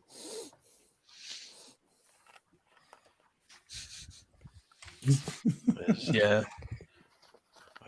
Kyle was getting heated with me in some chat. What chat were we in, Kyle? You were getting heated with me? I can't remember what it was now. Shit. Oh, it was the Comic Journey and Comic Tom. Comic Tom one, yeah. Yeah. Kyle was on a tear in that chat. Yeah, he was doing his shtick about how Comic Tom should do this and do that. And I disagreed with him, and apparently he wasn't a fan of that. What should Comic Tom do? I don't know. There's a lot of people that think Comic Tom should be more involved in this way or that way. And he's running a business at this point. You know, he really is. I mean, some people will say that's a criticism, but it is a fact. You know, he is absolutely running a business. Yeah, a lot of the big channels and stuff like that, obviously, because I've been around some of the big channels and things like that. They're so focused on their own things and growing their own stuff that there's not a lot of time to kind of look back and so true. Do things. So true. And it's not because they don't want to. Yeah, because it's a lot of work. Yeah. Because I just got a little rinky-dink trash ass channel, and mine's a lot of work, and I'm not running these operations that these guys are running. So when people are like, "Hey, they should be coming to my little chat on my my 10 viewer channel," I'm like, "Come on, guys, come on, let's be reasonable out here." That's not. Wait, are you telling me as a collector to be reasonable about something? Yes, I'm sorry. My bad. That's absurd. I know. That's like asking me to be reasonable about my memes and my revolutions. And I go around and I tell people straight up. I say, "Hey, you know who I am? I am the mustache guy, and I know Justin Birch." And they go, "Well, shit. Who the fuck is that?" Game over. No, they go, "Oh, with an I or a U?" Yeah, I remember at NYCC, I was getting a book signed, and I was like, "Oh, I know Justin Birch," and the guy punched me in the face. Was I the one who punched you? Absolutely, sir. Whoa, Absolutely. Whoa, wait a second. Hold on. What the fuck? What? Okay. You'll be less than impressed if you see my autograph. Yeah, YouTube takes up a lot of time, man. It does. But yeah, and I have a lot of respect for the people who have big channels and who have really become ambassadors for this comic book thing, because a lot of times we're shooting arrows at them because we think they should do that or they should do this. But at the end of the day, they've grown these audiences and they're promoting this hobby, this culture, and I respect them and appreciate them for it, regardless of if they're doing it the way I think they should be doing it. Right. They found what's worked for them, and it's obviously worked because they got big. If just sitting there and doing what I do was gonna make me have 50,000 or more viewers, then I would be. But I'm not. That would be so crazy, there you are. man. And and as someone who's trying to get 50,000 viewers and not getting it, it's so hard to do, man. I respect it. Don't want any of that. Oh, I do. Absolutely. I want to get DJ Links big, and then that's about it. No bigger. I mean, than you can only get so big with comic books, right? We're so small. Right. Mm-hmm. I don't even want to get DJ Links big. What am I saying? Wow. I can't be that. Yeah, that's why I like, for me, like in my journey in this whole YouTube thing, I always try to do tweaks and add stuff and change things here and there, so that if you watch like a couple of months from now, there's gonna be some minor tweaks in the video that's gonna try to cap and be like, "Oh shit, this guy changed up his stuff. Let me watch again," because the general audience, they'll be with you for a while and then fall off, and then might come back and stuff like that. So that's what you meant by tweaks. I thought you wanted me to get meth users in the background. Rob Fat Stacks of Comics, ladies and gentlemen. He's here all week. Yeah. That's what we got dragged for. Look at you guys, man. You got Justin and actual Dracula doing the pro sports freaking writing drawing thing going with the performance sleeves. Oh, you guys are like super. Oh, I don't have the full sleeve. Oh, yeah. Justin is like, I'm the actual athlete here. Drax amateur. Normally I'm on the IR, so I'm taking it easy. I gotta keep bumping it. Wait a minute, time out. Hold on. And I'm being 1,000% serious. Justin, can you raise your arm so I can see the elbow? Yeah. That's crazy. Yo, that's what I need for the table. Yeah. Oh shit! I have like a fucking bump on my elbow from like video editing. Yeah. You saw that? Walmart. So yo, I legit sometimes when it hurts, I just put an ace bandage around it. Yeah, I have stuff because that's how I end up getting tendonitis in my elbow and stuff. I used to work at a office that I had a corner desk, and I'd set up the computer in the corner, and so my arm always ended up resting along the edge of one of the desk side, and it ended up causing all kinds of nerve damage and whatnot. And so now it's like now I'm always sitting only in one portion of it, don't use that corner area, but I have all kinds of elbow braces and stuff from that you used to have to use. Yeah, people think opening mystery boxes on YouTube isn't dangerous. If they only knew. Dude, They only knew the dangers. It's super, and there's some mystery boxes that I don't even put out because I'll open up a mystery box, a snake will jump out and bite me, some shit like that. And those are the ones that they're on the cutting room floor. You're not buying them from Australia, are you? I did get one from Australia. It was actually a mystery pouch. Ah, there you go. So it was a dead kangaroo, and then I just had to. Oh snap! Oh, I don't know about this, but there goes the neighborhood, ladies and gentlemen. Yeah, Rob actually let me on.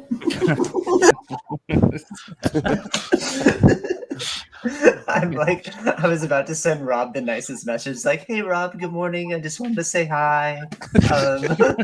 Can you maybe let me on the show?" That's funny. What's up, Kyle? What's up, man? So what were you talking about, Comic Tom, and what he should do for the community and stuff? Oh no, I was just he kept using the term community, and it just kept triggering me because I'm like, dude, you're just about yourself. You don't participate in the community. You say community so that they'll purchase your things.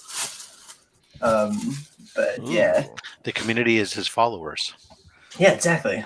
Yeah, okay, that's fair.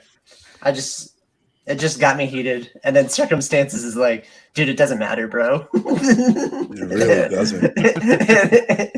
and then I got like irrational, and then I just took a break. That is the appropriate response to that, Marcus. Dude, it doesn't matter, bro. Exactly. But Drac, I really enjoyed your the letter thing. Do you think that you could do something for my channel, like a lettering thing? I know you got a tablet. Maybe you can draft something up. You know what that is? Yeah. He's going to charge you normal rate. He's a professional, so you're talking about going rates. Correct. I didn't say I wasn't going to pay him. Drac is the best letterer I've ever met. Let's see what I can do here. By far the best letterer on the show right now. Absolutely. Justin, are you taking notes? Also, Justin, do you have a banner that you're going to have? Yeah, I have a banner. Okay, cool. Interestingly enough, it says "Eat at Joe's." It says J Birch Letters. It says Gail Swallows. It says it says walk-in Wednesday, medium one topping medium pizza. Nice. $4.99. All you could eat, $7.99. Is that Little Caesars? That's not pizza. No, that's Domino's. Oh, okay. I love walk-in Wednesday. You can get one topping medium pizza for $5. Incredible. Is it a pizza though? How big is it? I mean, it's a medium pizza with one topping for $5. So that's like on it, so it's pizza. So that's like every day at Little Caesars. Like how many inches? Maybe it's $4. No, it's $5.99. It is not $5.99. I would not eat Domino's for $5.99. But you were just. I would eat Domino's for $4.99. Durs, we need a ruling. Drac, quick, distract us with your letters. Yeah, I'm working on it. This perfection takes time. It sure does. Plus my sticker round. Ooh. What up, Poke Joe? Check out Pocan Joe's Junkyard Story, comic book story time recently on my channel. I was proud of him, and I got emotional listening to him record it. Actually, I felt a lot of pressure to edit that one. Yeah, Nick. When Nick was describing it yesterday on Two Nerd Dads, he kind of got emotional as well. It was real, man. It was real is cuss word. Shit. Fuck. Oh, I didn't. You know, Legion kind of his family on. I didn't know if I could cuss. I can't remember if it's Burke or him that I can't cuss on. Burke, you can, or well, you can even on Burke's channel, but he doesn't like it. Burke doesn't like a lot of things. As an adult, I choose to say fuck from time to time. Oh, Burke does love talking about his dick once every other Burke sentence. I have a conversation about Burke's dick once a week. And that's a problem right there. Oh, is it abnormal that it's more than once a week for me? Wow. If I ever meet any of you guys and I get a stiffy, I apologize in advance, or I don't apologize. Hey, I'm gonna be disappointed if you don't now. Oh, shit. What is it, me? I gotta take a Viagra before I meet everybody. Wait, what? I feel the same, Esteban. I haven't eaten McDonald's and I can eat breakfast from time to time, but just regular McDonald's, I haven't eaten that in 20 years, man. It's so gross. Same. I haven't eaten McDonald's. When did we come back from Florida? Like 2002. So before that, I stopped in like 99. Really? Yeah. It's gross, man. Literally, I won't comment on this. Taco Bell's another place I refuse to eat. But their breakfast is delicious. See, McDonald's is like breakfast is about the only thing I'll eat there usually. I'll eat the nuggets, but no, I don't care. Every time I get one of their burgers, I end up getting sick. So that's why I stopped. Yeah, I had stopped for 2 years, and then we were driving up from Florida. Only thing to eat on the road, and I was like deathly ill like the whole ride, like pulling over. That's why I usually just shitting in the woods. Plus, now I can't eat. I'm not supposed to eat bread, so get burgers are out unless I go to like Carl's / Hardee's where they'll do nice lettuce wrap stuff. But so I just did a quick mock-up. Kyle, the main thing here is like there's a stylized P. Let's see. Hot toys. Kyle, go ahead, Kyle, one more time. Just in lettering, and then I experimented with letters, and then buy my hot toys. It's like I'm hiring the chicken or the cow from Chick-fil-A for marketing. Yeah, the cow that paints and buy more chicken. That's a nice double entendre. Buy my hot toys and buy my hot toys. What you got? And like, I'm thinking the good thing about this is you can just take the P and like even just use that as a logo on its own. Perfect. An eyeball in there that you're just like people watch. Wow, it can look at you from both sides. I'm uncomfortable. The eye represents YouTube, and the heart represents love. Yeah, the P and the I. It's like the P is the dot, the I is the dot. That's pretty cool. Yeah. That's a elephant sneezing, right? I need you to post that to the Instagram. Yeah, I used an elephant as reference. That's awesome, Drag. Drag, can you please post that so I Esteban, can he did it intentionally. That's ridiculous. Oh yeah, and Esteban Hot is not spelled HAWT. Yeah, it was all done intentionally. Maybe to you. Good morning there, Chris. Chris from Retro Rocket Comics. Sorry, I don't have the logo here to post up. Every time I hear that, I feel like I'm supposed to post a logo, but I did spell Justin properly. No, you spelled just in. Oh, that's true. I didn't even do that right. This just in. Buy my hot toys. Mark was asking for an update because we were like we already covered the update. Oh, okay, cool. I was MIA. He's like, shut the fuck up, we covered it. Well, yes, and Kyle is oftentimes one of those people, but in this case, he actually didn't do it intentionally. Oh yeah, no, I'm not. I'm not trying to question anybody's intelligence. I just purposely did that. No, I think we were questioning yours. Correct. Yeah. Just to be Kyle, clear, the audience is questioning your use of "by" the way you use the way you question Comic Tom's use of community. Fair. It's karma. Justin, is that your booth number? F5. It is. Cool. Oh shit! Are you gonna have Brock Lesnar today? Yes. If you pay me $5, I will F5 you through the table. I will F5 you. I will take a flight out there just for you to F5 me through the table, sir. I'm more of an Alt F4 kind of guy. I want to see you get him up. Yeah, the trick is if I can't do it to you, then I have to pay you $5 and you have to do it to me. So Good thing I just started my steroids. that's unfortunate because I just stopped mine. Do you still have inventory? I know a guy. I'm more of a Randy Orton fan. Why? I thought it was a wrestling F5, Brock Lesnar. Yeah, No? they were. Oh, okay. Because Kyle hears voices in his head. That's why. Yes. I thought it was because he's his body is really brittle. Dude, when Randy Orton first started, he injured his arm, and he spent 4 months just talking about that he's like 82.5% healed. Yeah, that was like his dad with the whole. His arm was broken for like 8 years. It was better than listening to Scott Steiner do math. Oh no, I would listen to God. that all the time. Scott Steiner. Wow. The Steiner recliner.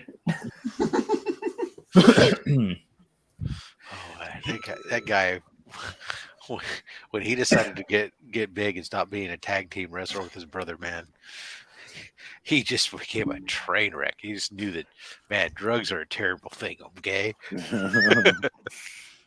Yeah, he was nuts, man. And then he just moved like a freaking statue. Like he was just Oh, my freaks. yeah. Oh my freaks. Oh man, that dude is so sad. If you hear me. What did the chainmail represent? Because he'd He always just thought come it in was like cool. a chainmail hood. It's like I'm gonna be shirtless, but I'm gonna wear chainmail to protect Dude, I always wonder, like, legit, like, it's like when it comes to fashion statements that wrestlers pull off and stuff. It's like I always think when somebody comes down to the ring and they're wearing a sports coat and trousers but no shirt, I'm thinking, really? Is that like DJ put his mic in his nostril? Yeah, if you're gonna he's do that, swallowing it. if you're gonna wear the sports coat and trousers and no shirt, shouldn't you at least have a bow tie on? I'm just saying. That's what I do. I mean, John Cena wrestled in jorts for the longest time. What's wrong with jorts? There's nothing wrong with jorts. I'm just saying it doesn't seem like wrestling gear. So Until what? you wrestle in jorts.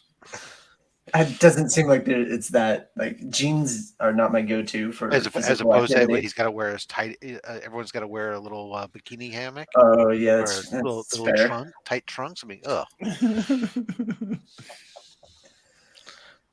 That one I just didn't understood. I mean, why would I choose? Why would I choose where? And why are you picking on John Cena wearing jorts? I mean, you know who else wore?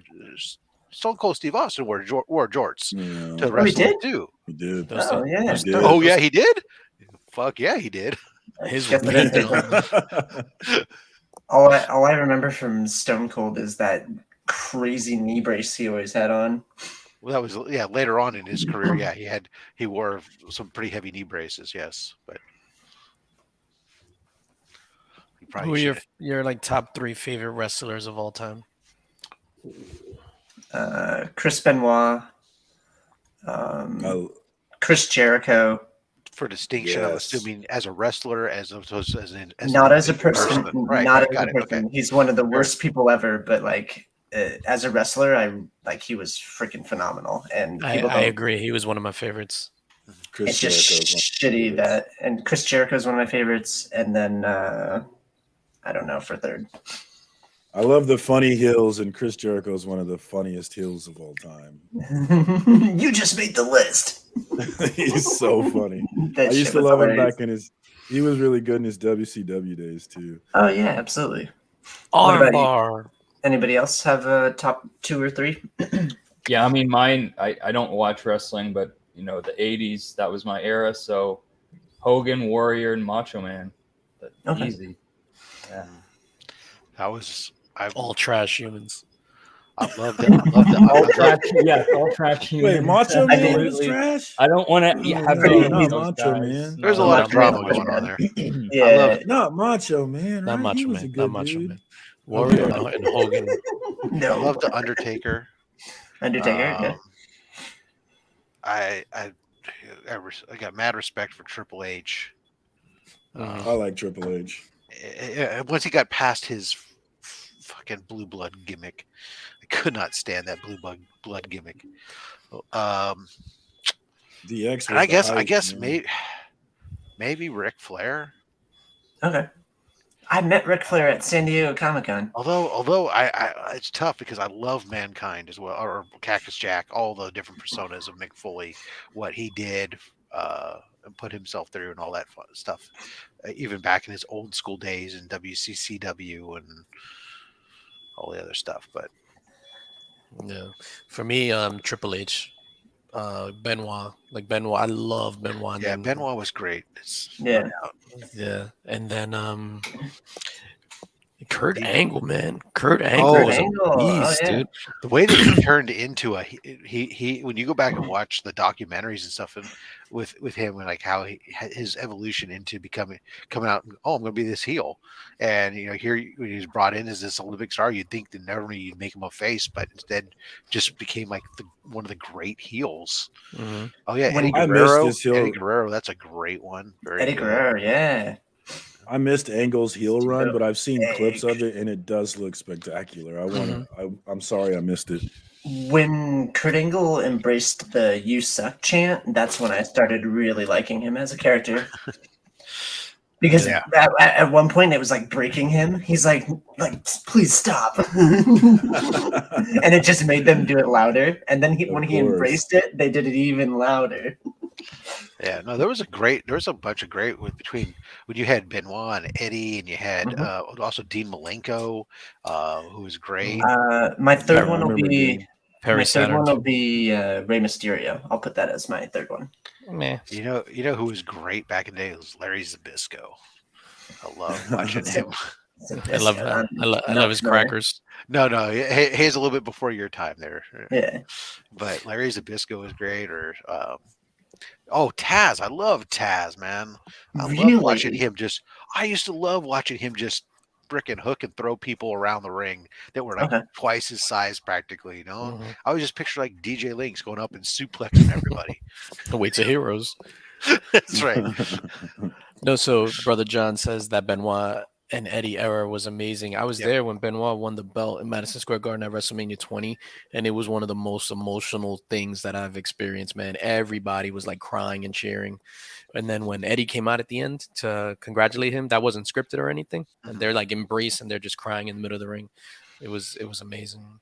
Arn and the Four Horsemen always be at the top of your list, but which Four Horsemen? Because there was several iterations. There was a couple of different ones. Yeah, but there's an original four. Was that Arn, Tully, Rick? I mean, there's a lot of. You should go back and great stuff that went on. A lot of great wrestlers for sure. Sting. Yeah, with the baseball bat. I said great. Which version of Sting? Sting in the rafters? The one that came down. Sting. Sting when he's wearing the red, white, and blue and winning the world title for the first time. Back in the day, Sting as the tag team partner of the Dingo Warrior. The worst. I'm saying Sting has just always been, since I was a kid, my favorite. Like the bleached out spiked hair with the crazy neon colors back in the early WCW days. That's when I first started liking him. And then when he did the whole Crow gimmick, that just put him over for me. And even today, That was like, that was lit. I still pop for Sting. Like, he doesn't like get in the ring and wrestle. He's more of like the mentor kind of thing. Yeah, But absolutely. dude, he's the icon. Like, he's just been it for me. I love Goldberg. He's on my Mount Rushmore. I don't care what anybody says. I Super don't care. Goldberg is the man. Like, I like the sparklers when he came out, the sparklers that he'd walk through. dude, all of it. Then like he just do the whole arm thing, exhaling the smoke. Like, his run was legendary. No one's had a run like him ever. I understand he was like hard to work with in the ring. That's not his fault. He was fast tracked because they knew they had something there. But he's amazing. Watching him and Lesnar go at it is probably one of the coolest things I've ever seen. And then on top of that, like the Rock. Can I just pause you really quickly, Mark? From No, Legion I Comics? said what I said, and I meant it. No, so because you just mentioned Lesnar and Goldberg. So at that same WrestleMania 20 when Benoit won the belt off of Eddie Guerrero, that's when they had their last match, Goldberg and Lesnar. Lesnar before he went to try out for the Minnesota Vikings, and Goldberg, his contract was up. Those two dudes were booed out of the building. That if you watch it back on like the Peacock Network or even on the DVD, because I remember buying the DVD, they edited out some of the boos. It was legit like the worst shit ever, and just Austin chants throughout, F you, whatever, the na goodbyes, and they edited all that out of like what's on Peacock or whatever. Go watch some of their first interactions. Horrible, trash. No, those. Dude, I don't know what it is. I like even like Kevin Nash. I know like his nickname was like Big Lazy and stuff. But, like I enjoyed watching. Like I like the monster size dudes, man. I just always have been fascinated. Like Andre the Giant was cool. Yeah, he's a Vince guy, Rob. Exactly. He's a Vince guy. You're a Vince guy. Vince McMahon was always about the Giants. He likes to see big man meat slapping big man meat. Dude, they're just like you look at them like, dude, this is crazy. These are giants. Like, I don't know. Some of the high flyers are cool, but Mount Rushmore for me, like the fourth person would always alternate depending on like what I've watched. But Sting, The Rock, and Goldberg are chiseled in stone on my Mount Rushmore of wrestlers. Goldberg. I went to Mount Rushmore of wrestling. Goldberg.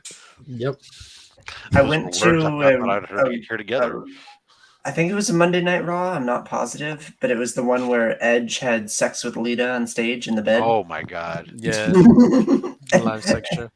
And then I went to the wedding one where Kane interrupted it, where he came up through the stage. See, I agree with Dustin. I'm assuming Trips is the GOAT. Who's Trips? Like Triple H? Triple H. Hunter Helmsley? Hunter something Helmsley? Hunter No, it was this wrestler that his gimmick was tripping people. Who's the pizza guy, Marcus? He's not there. Oh, is it? That's a. I'm here. The pizza guy, Luigi. Oh, He's him. funny. From I've seen him AEW. locally a couple of times. Yeah, and then he made a couple of TV appearances. Becker was so excited. He had told me the whole story about Luigi won you over, like his fun gimmick. Yeah, it don't matter how stupid things is, as long as you sell it well, you know.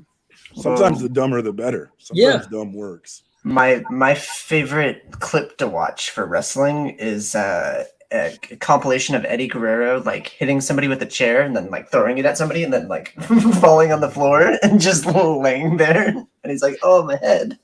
So, what do Guerrero you think? was great. Guerrero was the shit. The worst gimmick. Worst wrestling gimmick. Oh, there's some cringe ones. Or the gobbledygooker. What was the first one you said, Rob? I didn't. Duke the Dumpster Drosy. No. Oh. Gobbledygooker? Are you making this up? No. The gobbledygooker. That was a thing too. Yeah. Yeah. Thanksgiving. And that was what The Rock was afraid that he was going to be. There's a lot from the 80s that are just like some pretty cringe.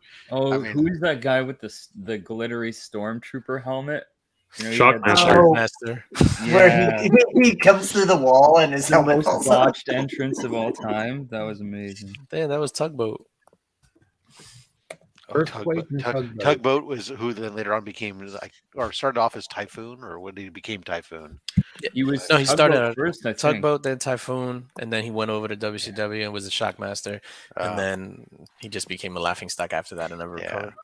Well, I remember when like the guy who became Earthquake, when they first introduced him as like some rando dude from the audience. They had like Dino Bravo, the Canadian strongman, and fucking Ultimate Warrior were like gonna do push-ups with some big guy on their back, and so they selected this guy out of the crowd and comes down, who later on will become Earthquake, and he like.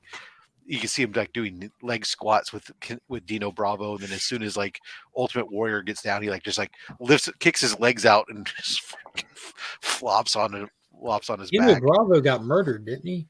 Yeah. And there was some. He was into some stuff. He was like a mafia enforcer or something. Santino Marella was a similar thing where they plucked him out of the crowd. Yeah, but then he won the he was supposed to be like when that started. He was a serious character, and then later on turned into a. And then he like grew a unibrow, and then his accent got wonkier and wonkier as he went on. His comedic timing is great, Santino Marella. Oh, absolutely. So what's funny about him is that he just recently showed up on TNA as like the commissioner or something, and he's still doing that accent and speaking like in a broken English Italian accent. Yeah, so Dino Bravo allegedly worked for the Catroni crime family, who are part of Ndrangheta, which is they have a pretty have long had a stronghold in Montreal, for many decades. Are you gonna go he missing? He was all up in organized crime. Yeah, should you be saying all this? Yeah. Well, we'll just don't worry. They're not watching this. He's not in Montreal, so he's okay. These are your paisans. Yeah. The worst gimmick. I've always hated this dude, man. Eugene. Oh yeah, there you go. That's fair. Eugene. Yeah. There were several that were like just like that. Like I always got cringy with Virgil. Virgil. And then there were just a bunch of bad failed ones. Like when you used to watch things like Isaac Yankem, DDS, and no, but like those are terrible gimmicks that failed. Where like Eugene got pushed. Yeah, and it's just like, dude, like that genius. R.I.P. Marcus, didn't you just go recently to an AEW thing? We go to Central States Wrestling, which we have one tomorrow that I'm looking forward nice. to. Yeah, we've seen some of the guys you see on AEW. We see them locally, like the dad joke guy and the pizza guy on AEW. They wrestle here locally. There's Beckerman. That's we got one tomorrow. I'm looking forward to. There was a Eugene clip that I actually liked. It was with Crime Time, where they gave Eugene, they traded him the 30 ball for the number 1 ball. He's like, Eugene, you could be number 1. And then he's like, yeah, I don't want to be number 30. And then they give him 30 so Crime Time could come in later. Yeah, that's terrible.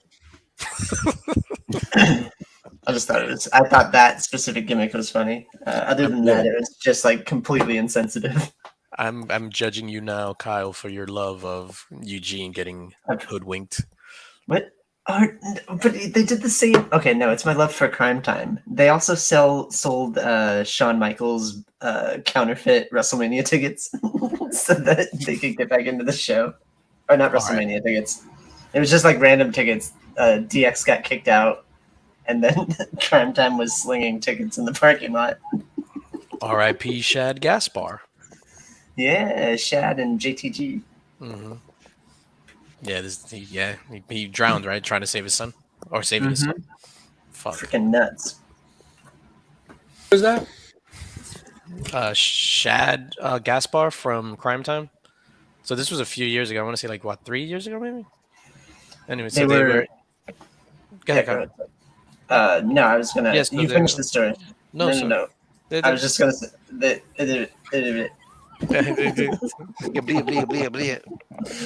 that's all, folks. Yes, stutter and prick, yeah.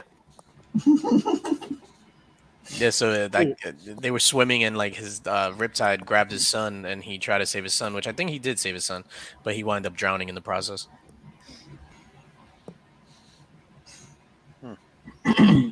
Sucks. Do you know what clip randomly it came up for me the other day? What's that? Was the clip where titties? No, gold. Well, close. It was Gold Dust. Oh, that's with the fake cover. Fake cover. Yeah, when he had Tourette's. Oh God. What a gimmick. I see what Kyle likes. It was no, but he was reading a porn magazine. Hey, the fact that the sad part is that he got roped into that gimmick for as long as he was, but he somehow managed to make it work was just great. Dude, Goldust was given shit roles his entire career, but somehow made them like actually funny. What's weird about him is when he came back after he like stopped teaming with Booker and all that stuff, when he came back, his in-ring performance in his 40s, insane. Like one of the best in-ring performers at that age. He's a good guy and stuff, and good. It's just, of course, he's also clean now too, which is. Mhm. But I mean, that stuff when he first got introduced, just to like be like this character that was feuding with Razor Ramon, Mr. Machismo, so you introduced this flamboyant Hollywood type. Hey yo. Chico. Cultural appropriation at its finest. Dude, that's what WWF was all about. Was all about just characterizations and stereotypes, man. For the longest time. I cringed out like not too long ago. There was like some event. There was like some anniversary event that they were doing televised. They had a bunch of legends there. Not the most recent Raw 30, but there was something not too long ago. And you can talk about the Wild backstage, Samoans. no, that was not even as bad. It was like in the backstage. I'm seeing like the dude Tatanka all full dressed up still running. I'm like, oh my god, dude. Shout out he never went out like on stage. It was just backstage in backstage segments in full freaking gear, and it's like, oh my god. Shout out to Razor Ramon for killing like 3 people when he was a bouncer. You guys heard about that, right? No. You guys know about that? Yeah, I love that scene in Natural Born Killers when Rodney Dangerfield he's watching wrestling and it's Tatanka. He's like, kill the fucking Indian. That's funny. I want you to go upstairs and take a shower. Then I'm gonna come up and make sure you're clean. That's your favorite part? Hold on to it. That's one of my favorite movies of all time. Razor Ramon, what happened was he was a bouncer, and then they got into like a scrap in a parking lot in Miami, and then he wound up wrestling the gun from the dude and like killed all 3 dudes, and it was self-defense. This is before he was a wrestler. That sounds like some John Wick shit right there. Mm-hmm. Killed everybody with a pencil eraser.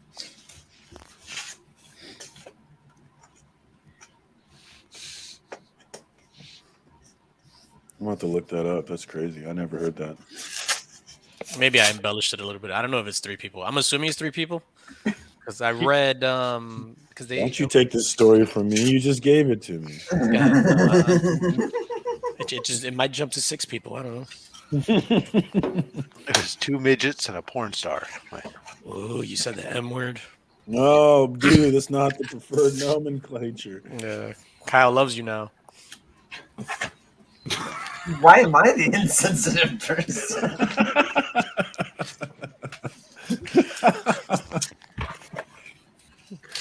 I'm like constantly haranguing people for stuff like that. All right, let's take a poll. Who on this panel is the most insensitive? Oh, jeez. Oh, man. I don't feel like anybody's really insensitive on this. I've never been accused of being sensitive, if that helps. My underwear's riding up a little weird, so it's gonna be a little sensitive. But I mean, other than that, I'm gonna vote circumstances. I don't know. I've been accused apparently at times of. Apparently, I say things that I'm not supposed to say anymore. That's fair, Kyle. Like midget. Apparently, like the reason we brought up this vote. I just found out recently you're not allowed to say Indian anymore. Oh yeah. Drag, we You got to just talk, found that bro. What if out? they're from India? Well, it depends on what Indian you're talking about. Like the different Indian tribes here in the United States. Yeah, they're not. It's offensive because they're not from India. Christopher Columbus called them Indians because he didn't know what he was talking about. Yeah, I'm aware of how they got the name. You know, the interesting one I learned not long ago was that apparently albino is apparently offensive and is a slur. Really, I didn't know that one. Just a Yeah, skin either did tone? I have a friend of mine who adopted two kids from China that are both have albinism, and apparently it's Albanese or something, or it's like they're weird sort of. They consider albino a slur, and I go, really?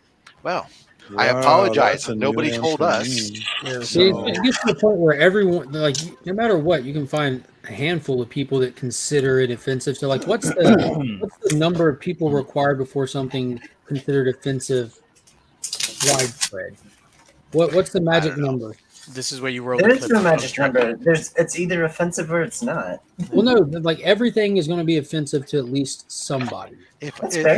Here's the thing, if I don't Everything. know, and it's not why it's not a common thing, and I don't know, then you might be offended by it, but you can't think that you got to at least tell me that, hey, you know what, I find offense at that because You got to give people a explain it to me. chance. Don't right? get upset Yeah. with me about it, right? Like, Yeah. you know, that's You got to give people the how would I benefit of the know, right? doubt. It's A lot just of like even times like they don't. it was like my youngest, you know, for a while they would get super upset and pissy when somebody would refer to them as her when they decided that they were gonna no longer go use she, her pronouns. And I said, well, you know what? You can't get upset with people if you're gonna present yourself still as in a traditionally appear as what most people associate with a girl woman, and you're not gonna if somebody makes that mistake or it's somebody that's always known you as as that persona for so long, you need to say, just politely let them know you can't get offended by it because there's a You certain can. level, you know, there's certain expectations of, and there's going to be, especially people who've known you for 18 years as this, there's muscle memory that needs memory muscle, whatever that needs to be changed, everything else. And it took them a while, but eventually they got it, and they now no longer get offended by people, you know, doing that. But I mean, for a while it was like, what the hell? This is Calm where down, we kid. this is where we rolled a clip from a few minutes ago of Drax saying, "Kill the fucking Indian."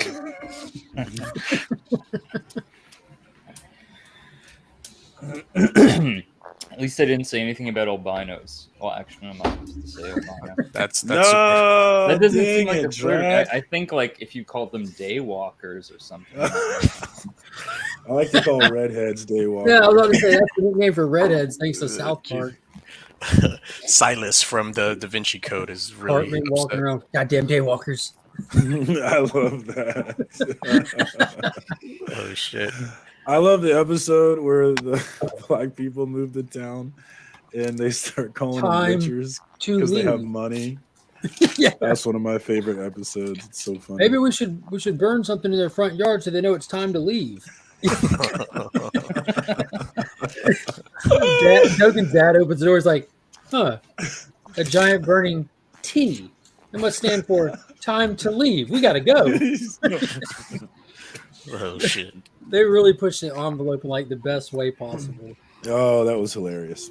I don't watch them anymore, but I bet they're still funny. I should check them out. Yeah, I've got two staff members that watch it as it airs still, and like they're younger, so they just got into it, went binge watched like all of it. Probably started last year, and the way that they That's talk a about it, it lot. seems like it's still like somehow manages to stay like super relevant to like what's happening, and you know what I mean. Like big kudos to Trey Parker, Matt Stone. Like they found a formula that works to just keep it passing it on to the next people that find it. The most impressive thing about them, though, is how you know they're good because they would not have been able to get away with all the things they've gotten away with. They would have been canceled long ago if they weren't good. I know Well, one of the I wonder artists. how many of their episodes have been canceled because I watch a lot of It's Always Sunny, which to a large degree is like a live action version of that, where they take like something very touchy and hot topic and then they make fun of both sides of it. You know, like they take both angles. And if you go back since Disney acquired Hulu, they went and they started canceling past episodes of theirs. So you like it's on Hulu, but they have a whole list of episodes that Disney won't allow since they took on Hulu. Ah, damn of, you, of, Disney. of Sunny. You can't see the entire show. No, not unless you go buy it. So like it was on Hulu, and all of it was there. But I listened to the podcast, and they'll mention. I won't even think about it because I've watched the season so many times and like in the past and everything. And as they went through the episodes on the podcast, they'd be like, "This is one that." They point out since Hulu was acquired, they took down this episode or took down this episode, and never in the history of It's Always Sunny have they acted or done anything advertising this is good behavior. It's the total opposite. They're showing you why this behavior is not necessarily like appropriate or accepted. Like they're shining examples of what horrible human beings are. You know, that's what they strive to do on their show. It's meant to be that way, and That's one spot. I mean, so was Seinfeld. Those were all terrible people on Seinfeld, right? That's one spot where I'd really agree with you. You know, for example, like Pepe Le Pew, there was the whole thing about banning him. But if you watch those old cartoons, Pepe is not how you're supposed to act. He's clearly not the example. He's showing you what inappropriate is. Yeah, and then people act like that's the example. No, that's the example of what not to be. And I think we should allow that in our art is to show, hey, this people are like this, and this is why it shouldn't be like this. And it never worked out for him either. Like he would get slapped, and like this is if you don't want to get slapped, don't act like this dude. Don't come at no ladies like this. Like you're going to get hit justly. The message was never, hey, men, go out and act like this, and you will find success. That was never the message. I mean, speak for yourself. Pepe taught me game. He put you on. Well, It's Always Sunny is now the longest. I gotta run. I gotta comedy of all time. Things before my actual meeting. So please take it easy, guys. Season 16 now. All All right, right, take take it easy, brother. Hi, Rob. Yeah, they're this weekend. They're currently on set for season 16. It's been running for 20 years. That show's still going. I didn't know that. Oh yeah, yeah. They've the most recent season with 15. They kind of hit like that South Park stride, and that's why I kind of compare it to it because they had an episode of like Frank getting into an underground hair dye kind of thing in like Chinatown, and this really important man came in one day and blah blah blah. And it turns out it was Rudy Giuliani, and they were riffing on when all of his hair dye was sweating down his face at that press meeting. And then Charlie and got into making pelts and stuff, and sold it to these really weird guys in a parking garage. Fast forward, it's the dudes that were like raiding the Capitol wearing the bull horns and the fur coats. So they're like getting on like modern social issues and stuff. And it's freaking hilarious. It's only getting funnier as it goes. That's funny. You giving that away, Kyle? I'm gonna give that. No, I just opened some stuff and I figured try to keep it comics. Well, now I feel like the pressure's on. We started this. That's fine. Yeah, it's just a bunch of female covers. Spider-Woman. You sounded disappointed when you said that. What do you mean? No, this is literally what I collect. Like, no, because give me an empowered woman and put her on a series, and I'm gonna buy all of it. That's not what the audience heard. The audience heard they're gonna be female books. So you collect Wonder Woman? I'm the same way, Kyle. I have Wonder Woman's, but like, dude, my mom, or not my mom, my mom's mom, my grandmother. Thank you. My mother's mother.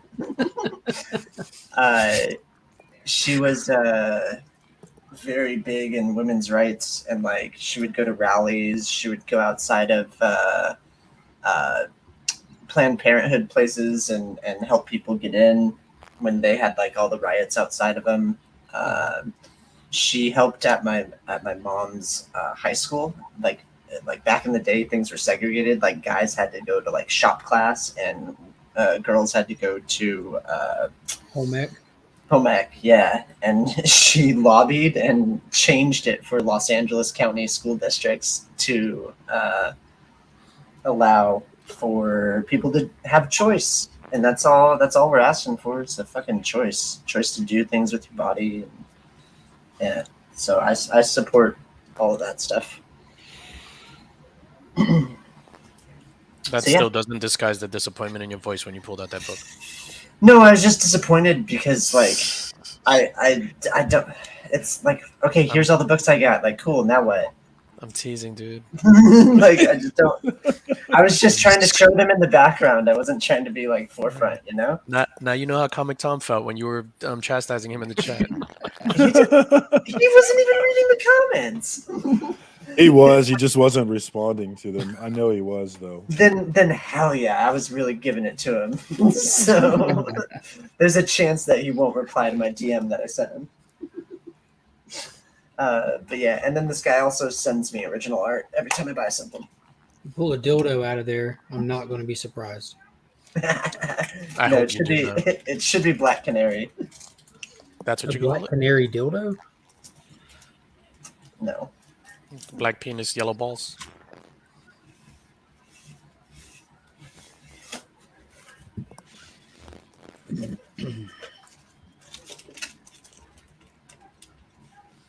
Oh wow, Yeah, that's awesome. Who drew that? I don't know. That's, Let me get that's it out of nice. this plastic. Who drew that, Kyle? Julio Cesar. Chavez. Going back to South Park with the dog whisperer when Caesar, the episode with Caesar, they called him in to train Cartman. Cartman's mom brought in Caesar. What, the dog dude? Yeah. One of the funnier episodes of South Park. Cartman's out of hand. They don't know what to do with him. So Cartman's mom calls Caesar, the dog whisperer, to come in, and he starts doing the tss, tss to Cartman, and Cartman's like, can't help it, just rolls over every time he does it. They train him like a dog. It's hilarious. Can I ask a question about comic books? Yeah. Or specifically a comic book? Did anybody pick Seemed up like a stretch. Did anybody pick up Local Man this week? And if so, I was did. it worth it? I haven't read it yet. Oh, okay. Why did I pick that up? I can't remember why I picked it up. Yeah, I don't even know what that is. It's a tale about a man, a local man. A local man. Oh, it's an image book. Well, Mark, actually, because of your recommendation, last night I read all 6 issues of DC. What did you think of issue 6? Yeah, it was good. I did not see that coming. That was insane, wasn't it? Yeah. Like the whole volume's fun and everything. All of them are good from the first volume, but that moment, like, it just is so much more than just DC. It plays into DC comic books as a whole. Like, Yeah. that little dialogue, like this might have been what set it off, but it wasn't the catalyst. This all started when a boy lost his parents in an alleyway, when a man had to kill his own family. And you just, like, dude, that was just insane. Like, I got goosebumps right now just reflecting on it. Like, that was wicked. I've not read Deceased. They have cool Yeah, covers though. I asked about the trades at my LCS because of Mark got me hyped for it. Yo, like, I I love Tom like, Taylor. I got about 20 books this week, and I read all of them. The first book I read was Deceased, and I'm like, dude, this is going to be the read of the week, and it was. And even Digger Jim, when he read, he's like, holy crap. Like, everyone who's read it so far is like, nuts. That was nuts.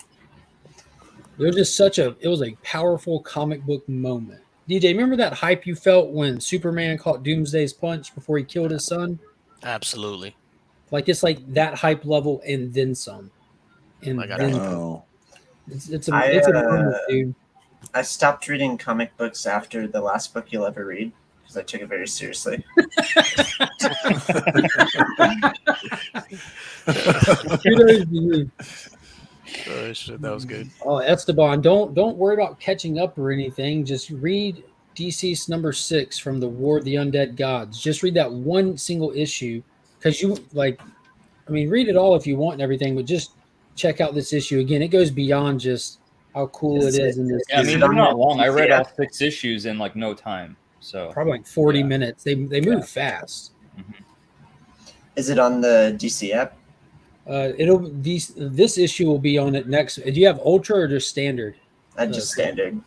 Yeah, so it's on the DC app, but you're going to be a couple Have of to issues wait. behind. Yeah, okay. It's fine. I mean, it ain't like you're like stressed to read it now, but just put it on your list. It's worth the read, man. Cool. Anything with Spectre It has to be good. Yo, this was such a Spectre heavy week. Such a Spectre heavy week. I was speaking of big which, excited. Scott, I'm gonna send you some photos right now. No context. Yeah, I'm like, That's why I was laughing. Of? We're talking Spectre. It's going to be dick pics with a little green cape on it. Scott, these books are rough. They were never taken care of.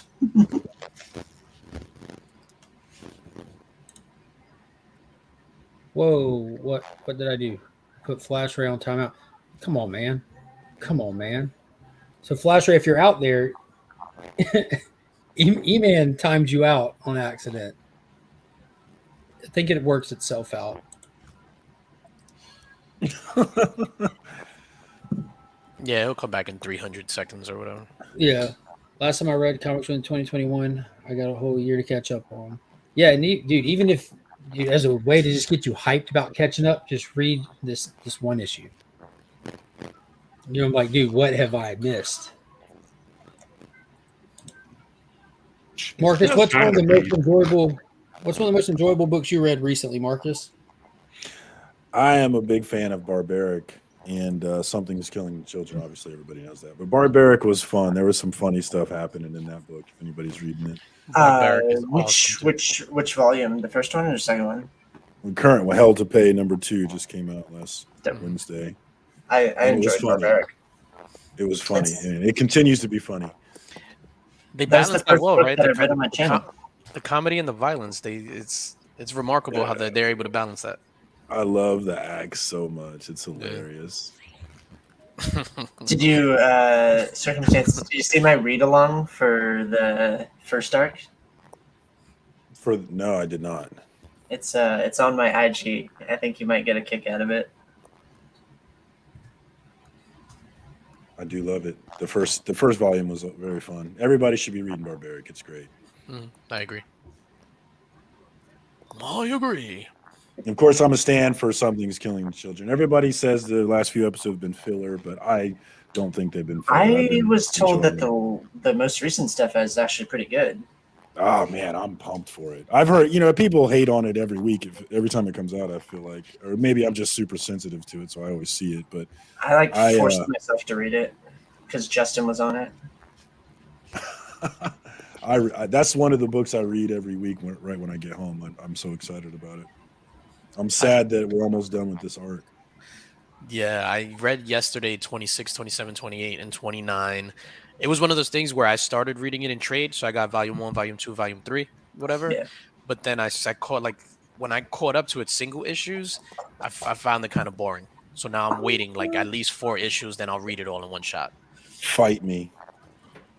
I'll be at Heroes, dog. Dude, why didn't you open it, bro? Because I already have one that's open, so I just kept it. You have 2? I have 2 too. I melted one though. Yeah, why don't you that was kind of my same experience as well, DJ. I did the trade read and then started going monthly. And when it got past I think, what was it, 15 is when the first story arc. She leaves the first town, yeah.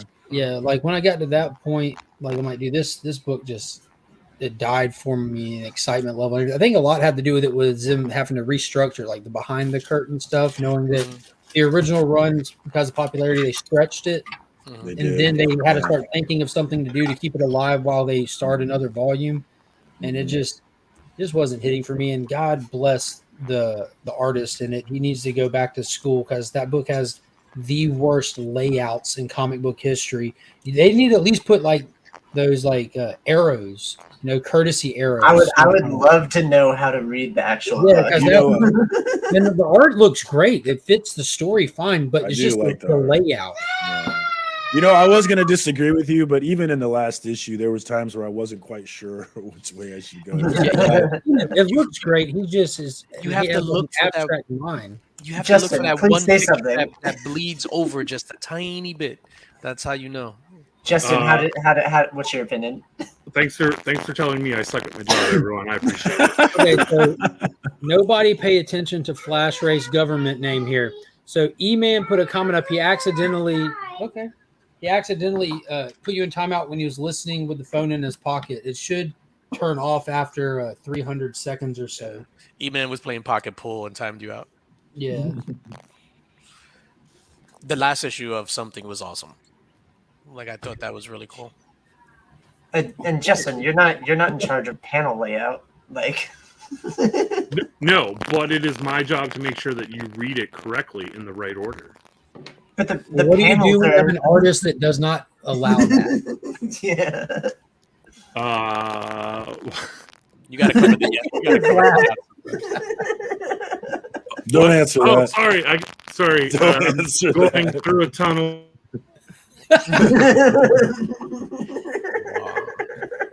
That is the best response. Now I'm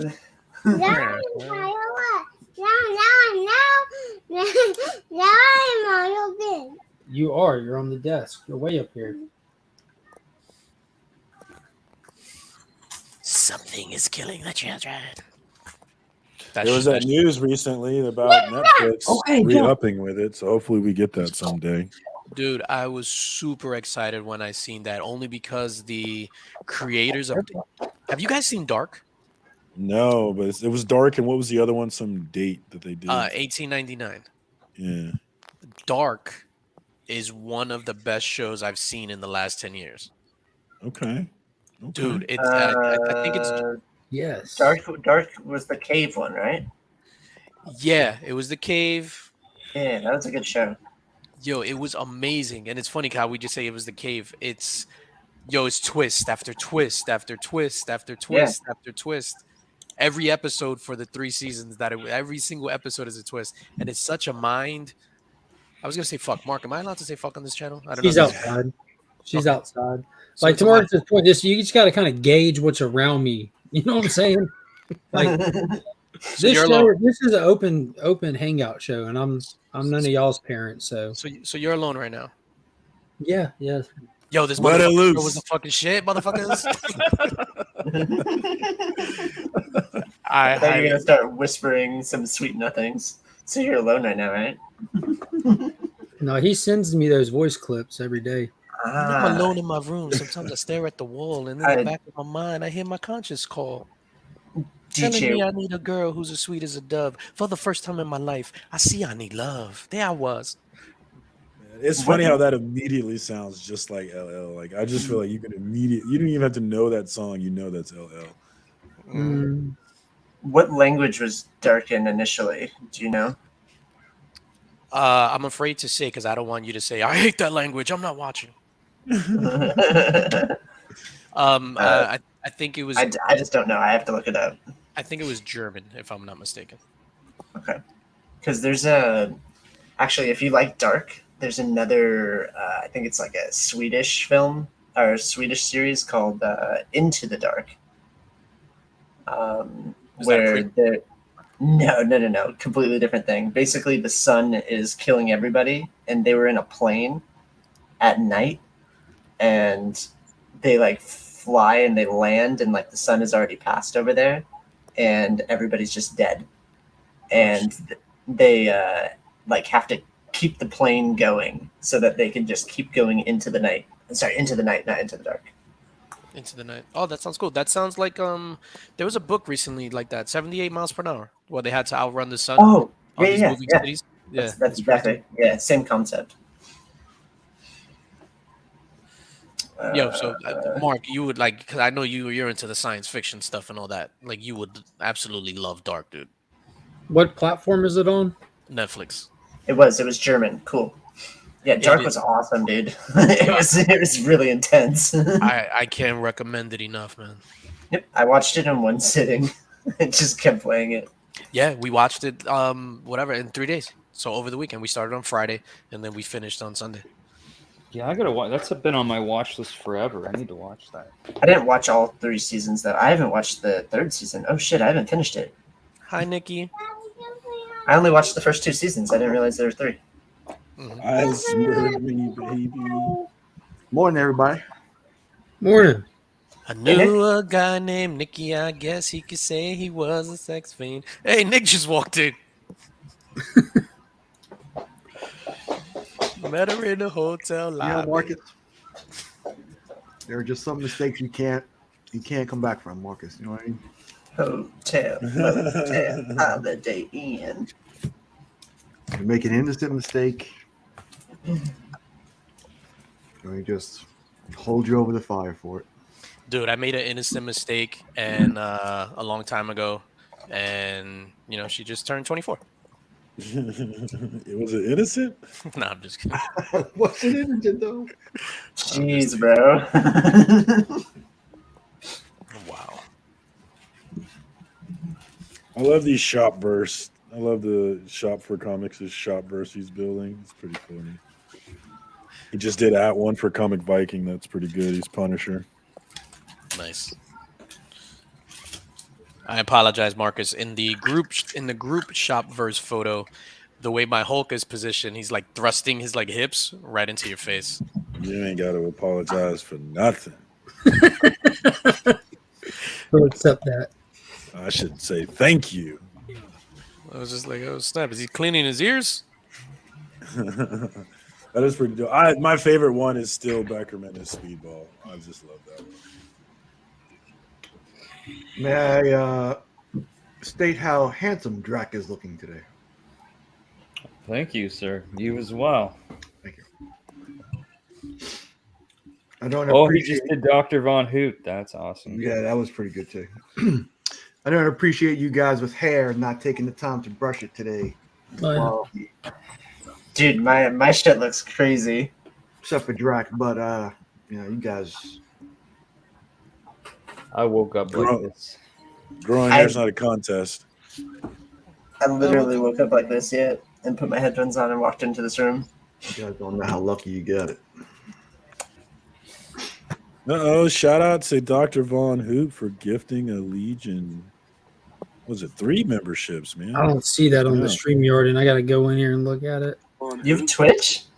Did you guys see his wedding photo today? Was it today? I did, yeah. It was lit.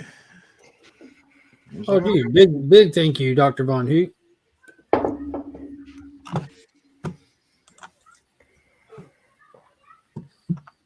Boom, nice. Omniverse or Omnibo. I wish you could choose who it gives. I wish you could choose who it gives memberships to. I don't even know how it works. And thank you to you too, Marcus, for doing that a few weeks back as well to a few people.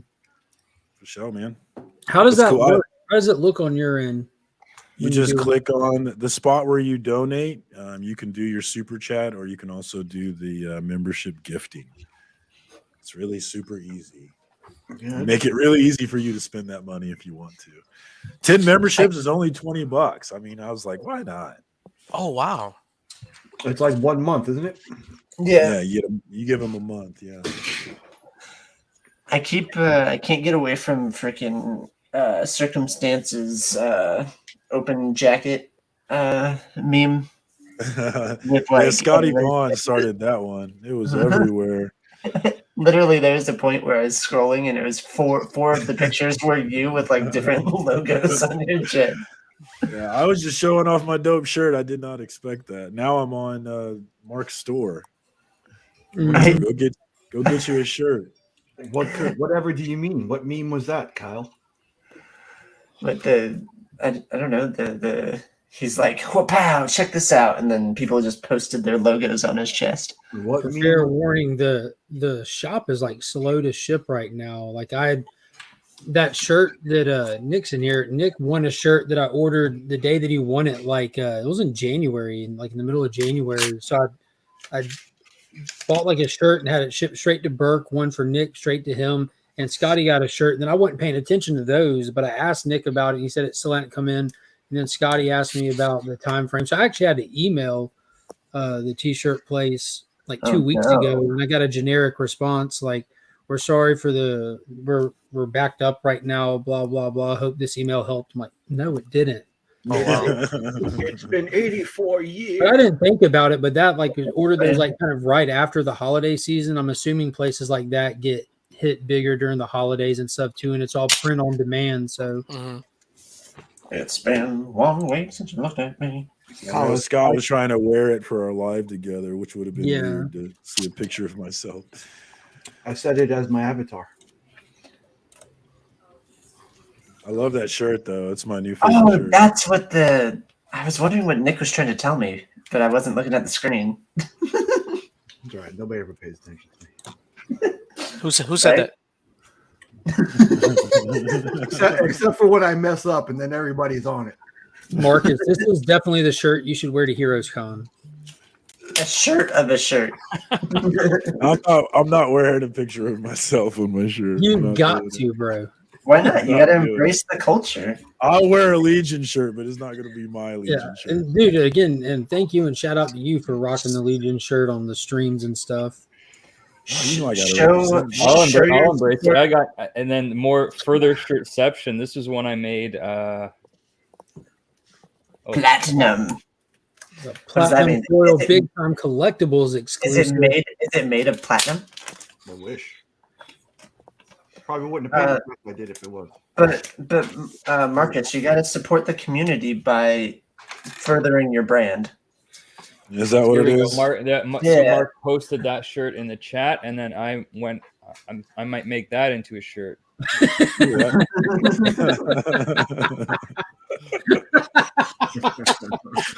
Dude, honestly, Love it for this. Drac, your comedy is so fucking hilarious. I mean, That's why I said you have to whatever embrace makes the me laugh. narcissism. No, I gotta temper my ego. It is too much, so I can't let it get out of control.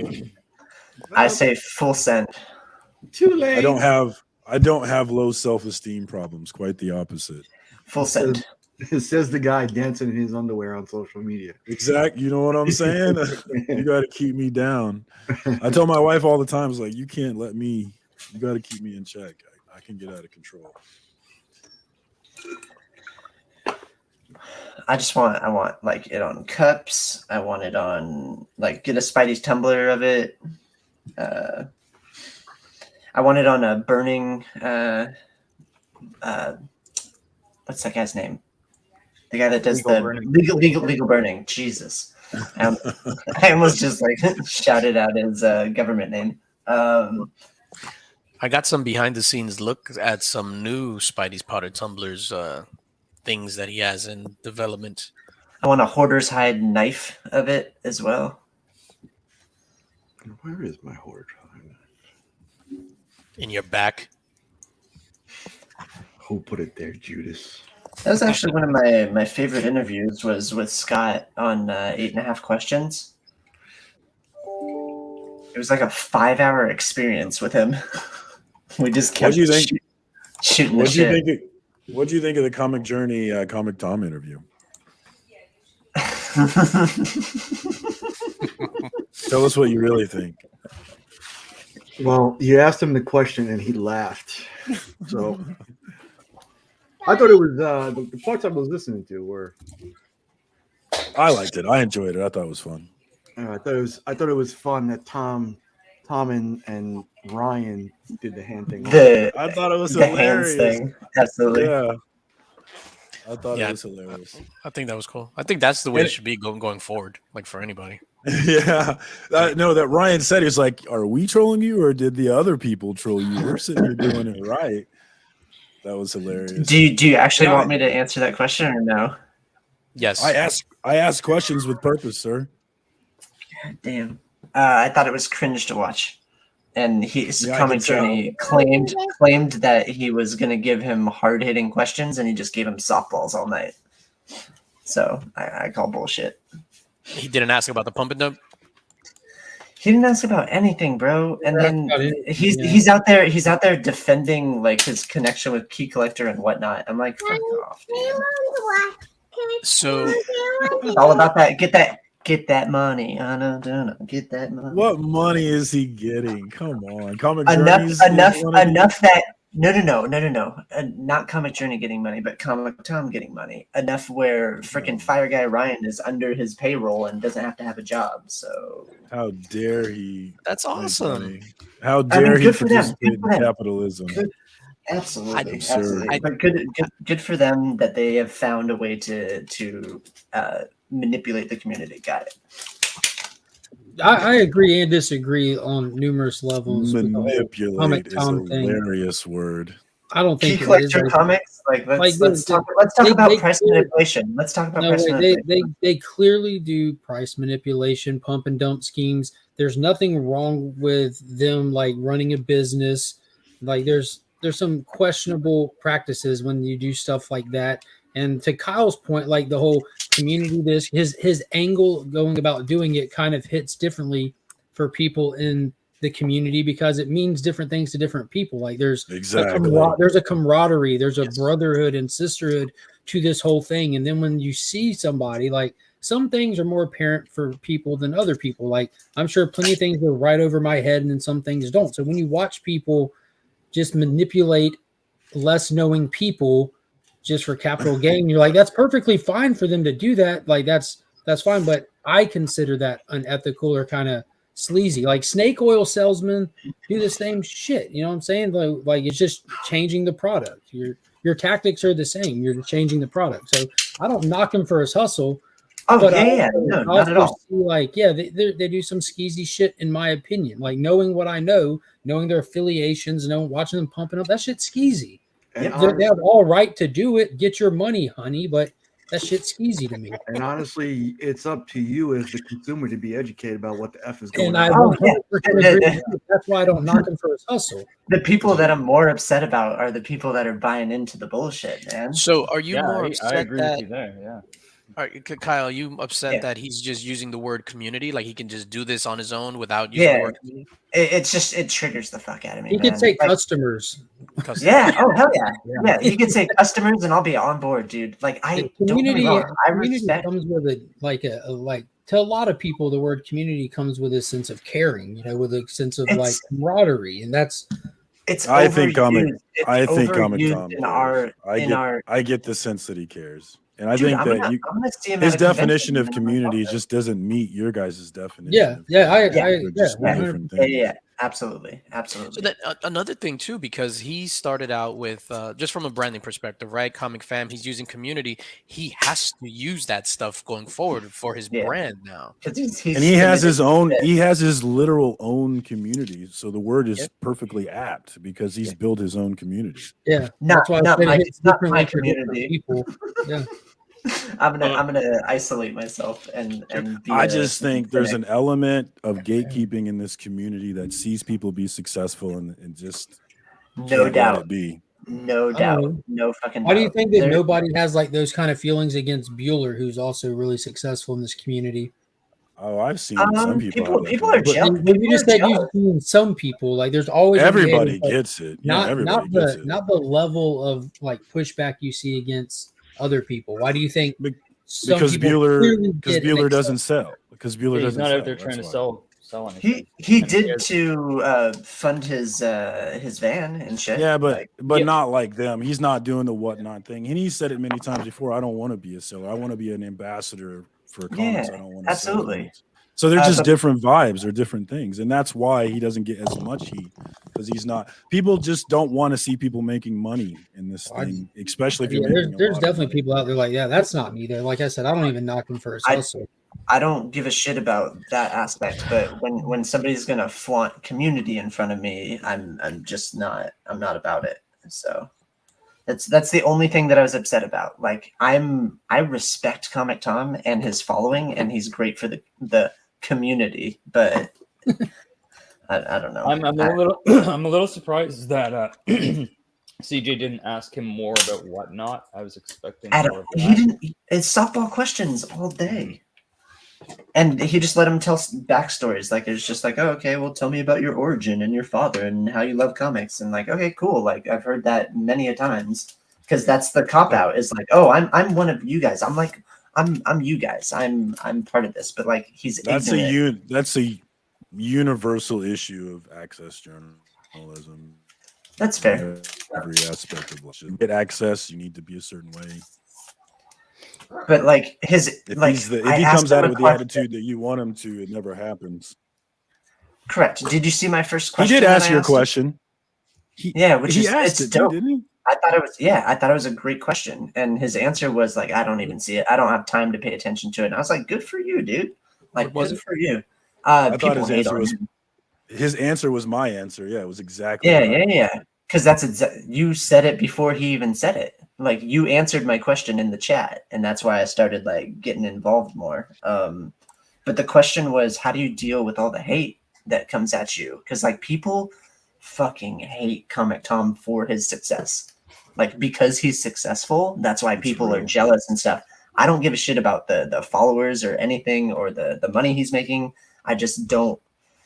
Dude, it's just so blatant how like it's like, okay, I get it. You're in bed with Key Collector and you're in bed with Whatnot. Like, I get it.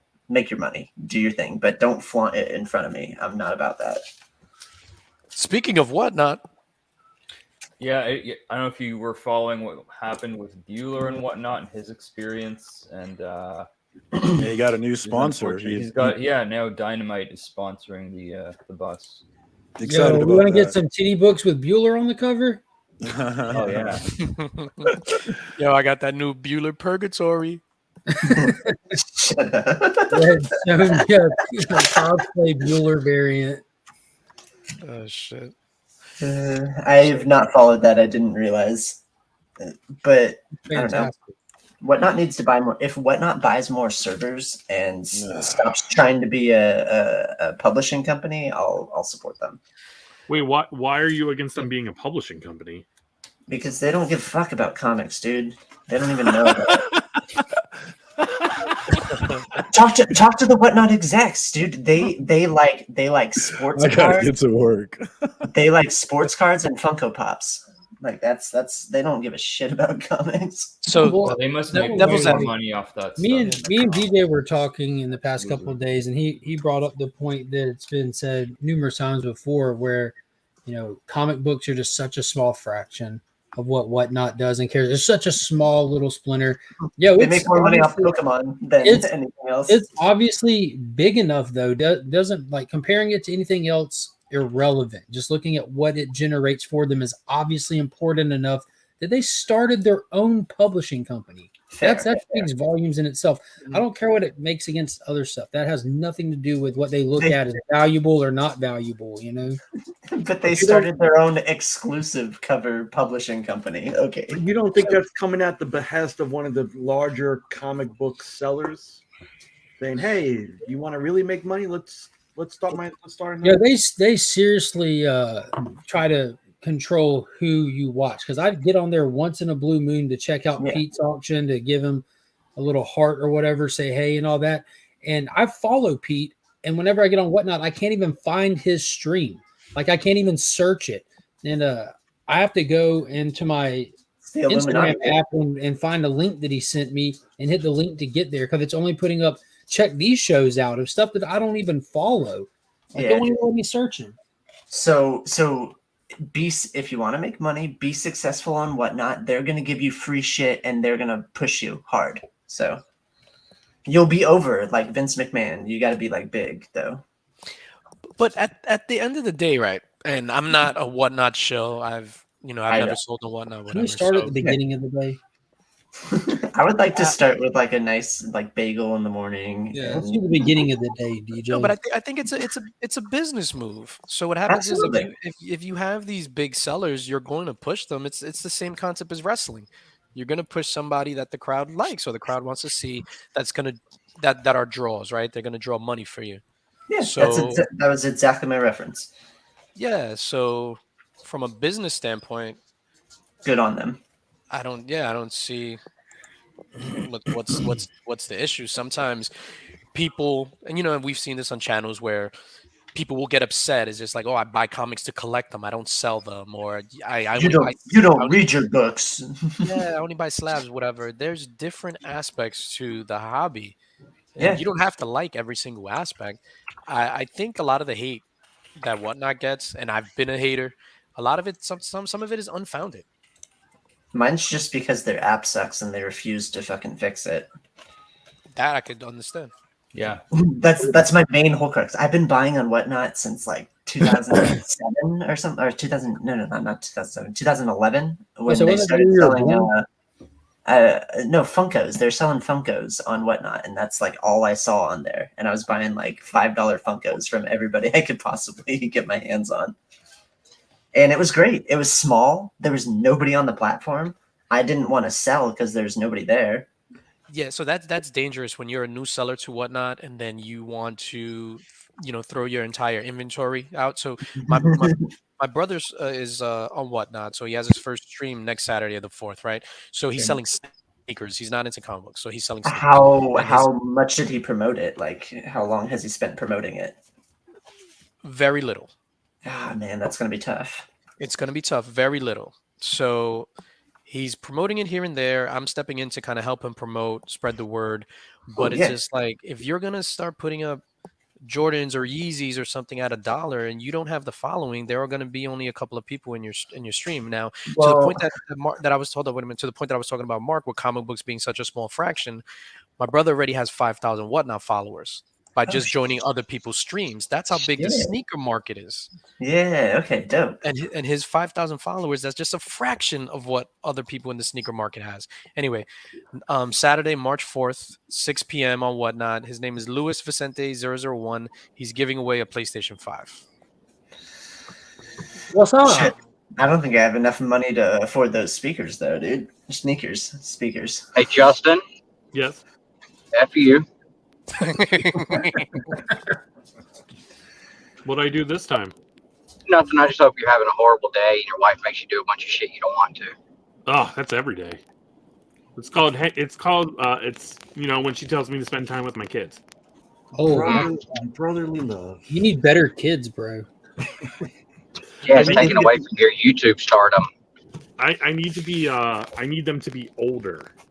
Is what the... Well, you're getting your wish every second. Don't ask for that, dude. That's the worst wish you could ever wish. I won't mind to stay the age they are. Like I every won't single mind to back day. up like 2 years.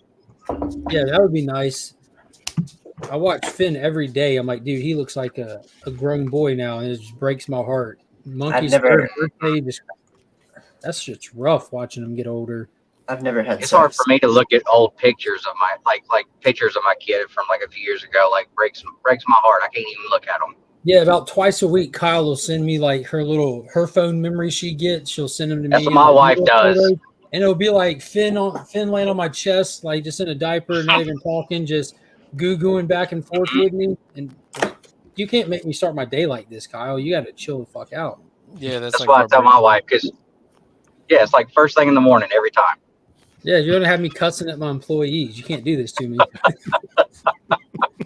Like you yell at your employees, stop growing. Take out all my emotional baggage on my staff, so I don't do it to my family and friends. Just take it out on freaking DJ. He loves that shit. I told you, take out the trash. You're getting too old. Like, they're so confused as they're walking it out.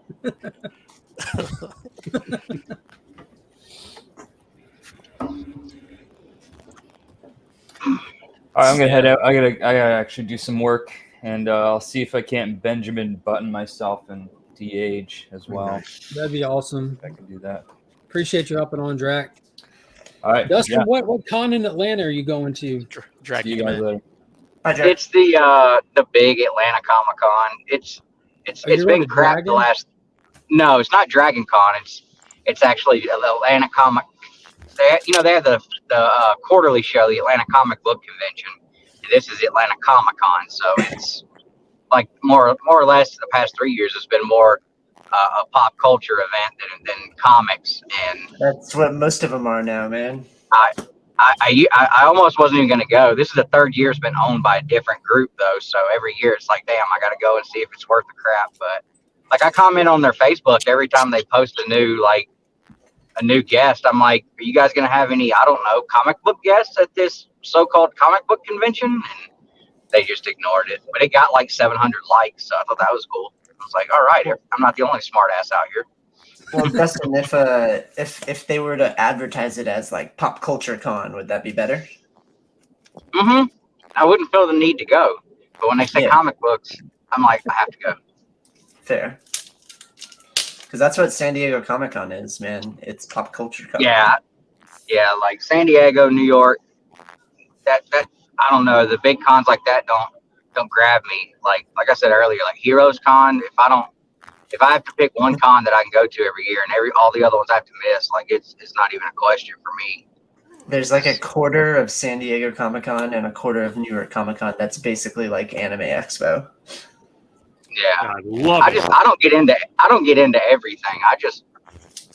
I have one love and that's it. I don't get into everything. So Yeah, if it wasn't so expensive to go. Yeah, the New York Comic Con stuff, the anime, it's too much. So when you go in just on the floor with the exhibitors, it's like a big ass anime thing hanging from the ceiling. Like it's like the anime is front and center now. Yeah, that's what I'm saying. Speaking of which, Justin, have you lettered any mangas?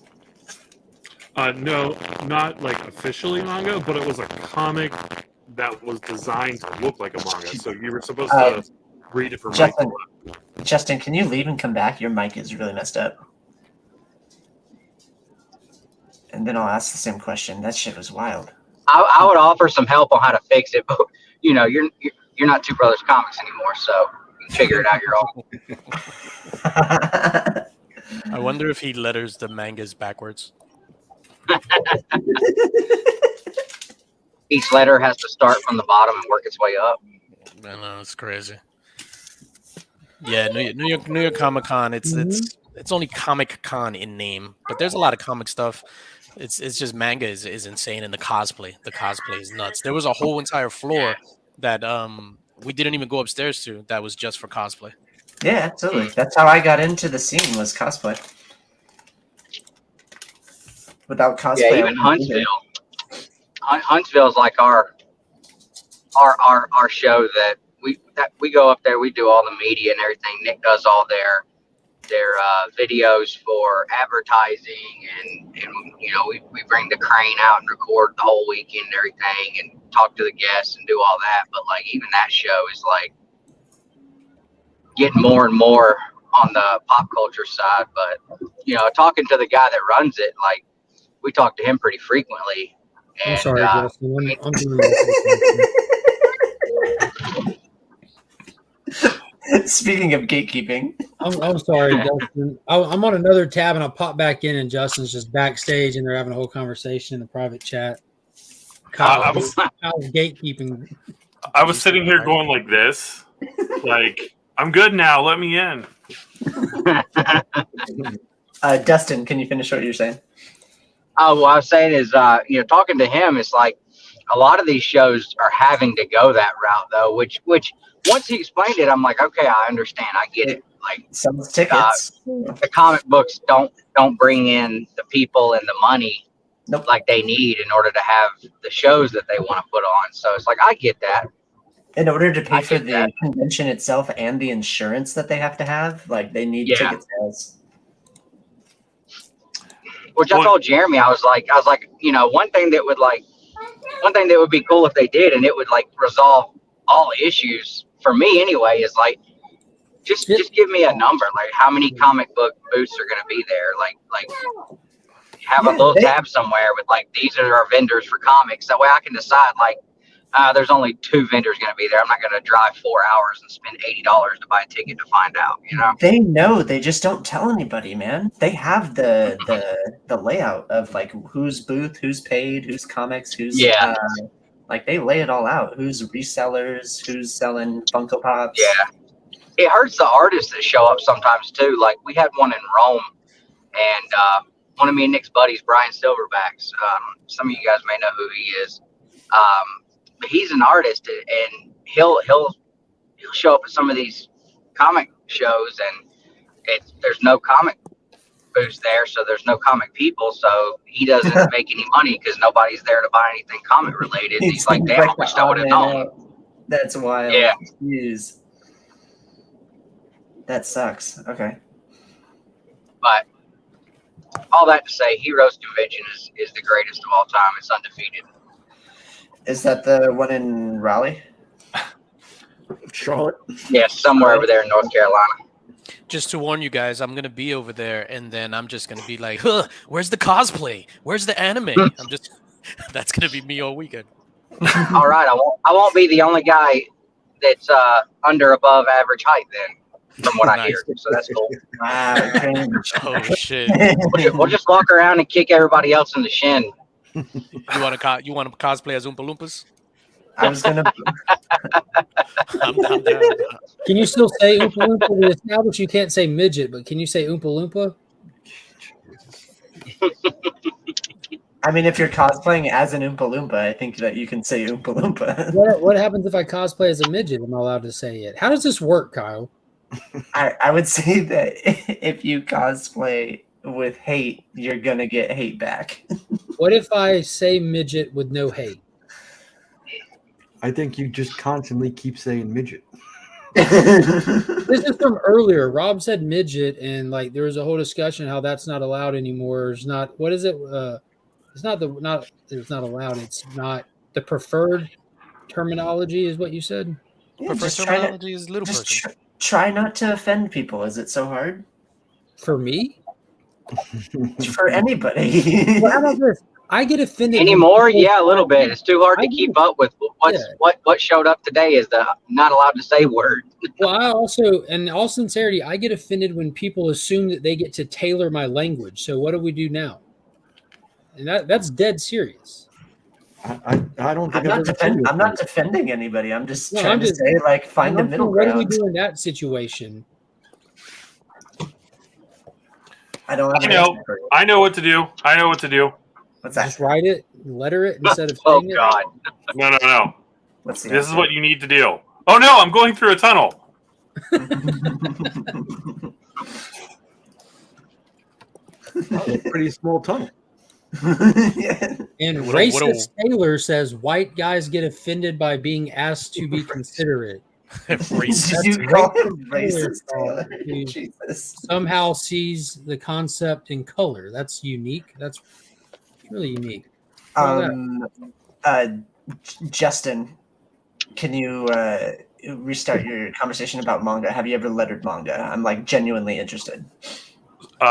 Not official manga. There was a comic that was designed to be read like a manga, so it was standard comic book page size and everything, but it was designed to read right to left.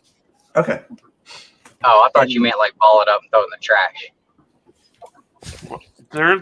There is good. I enjoy reading manga. I enjoy it. I know, but I had to take the dig at you. You left it there. I had to take it. Also, it does not pay as well as standard comic book pages. Well, why would it? I mean, the manga Even with the conversion rate. Wait, what? Oh man, with the conversion rate, he had to instantly cover his mouth. Don't mangas get published in sweatshops? Are you calling my basement a sweatshop? Kind of. Look at it. Oh, that's fair. That's fair. I mean, I do have shop. a pile of boxes and stuff. Hey, you got any of them new Jordan 4s hanging around? I assume that's for DJ. No, I was talking about Justin. I don't know what he makes. Shoes too? No, I don't know what he makes in his sweatshop. Oh, gotcha. Sorry, I was lost with that. Hopes and dreams. That's what I make.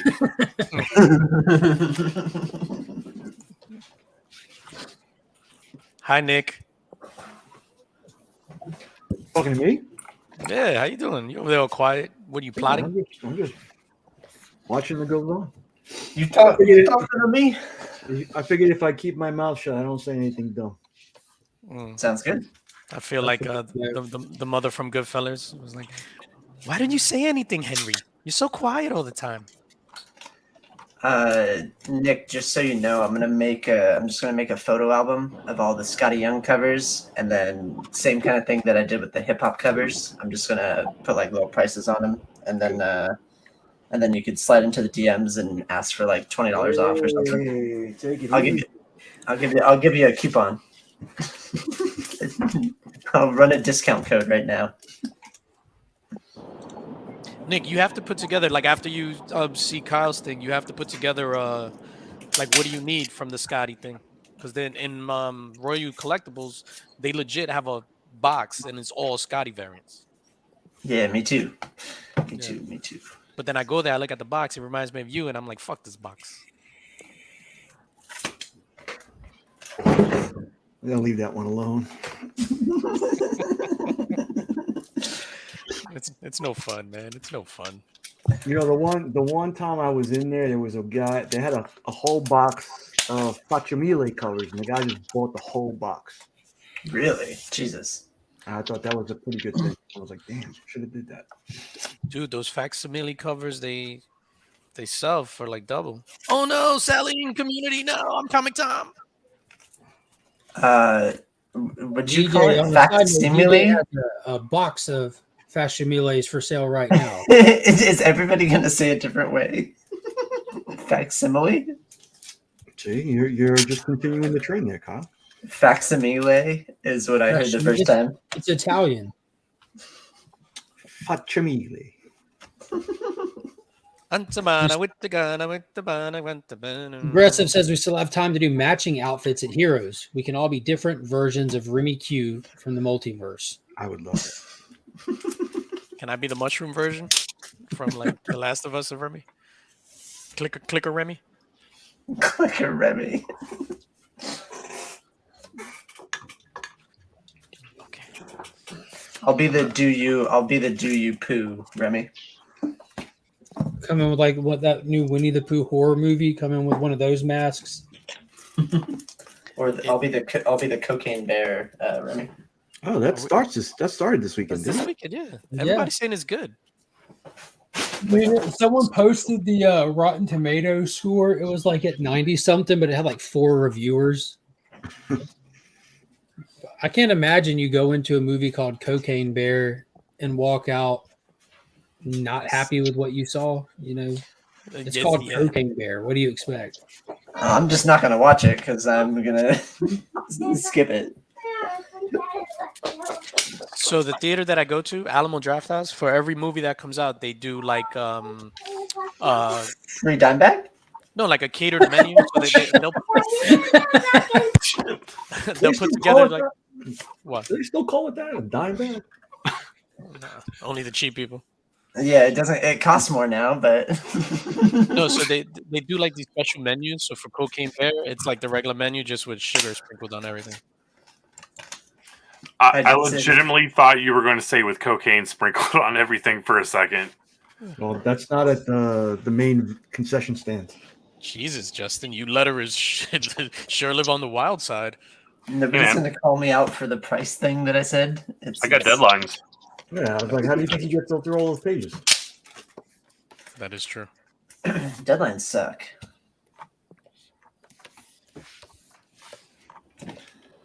Only people that miss deadlines say deadlines suck. That's why I'm saying deadlines suck. You know what's worse than deadlines? When they don't give you deadlines. Oh, do it at your own pace. And then they Get come it done back, in hey, your spare time. 2 years hey, later, they're like, sorry, like, hey, where are you with that? They're like, no, but you said do it at my own pace. I haven't even started. Oh, no, wait. I take that back. What's worse is when you get a deadline that's like a month away, and then they ask you every day for a month how you're doing on it. I hate that shit. I'm making progress. I'll be done in a month. Yeah, unless they want like progress reports or whatever. But then they should establish that every Friday, give us an update.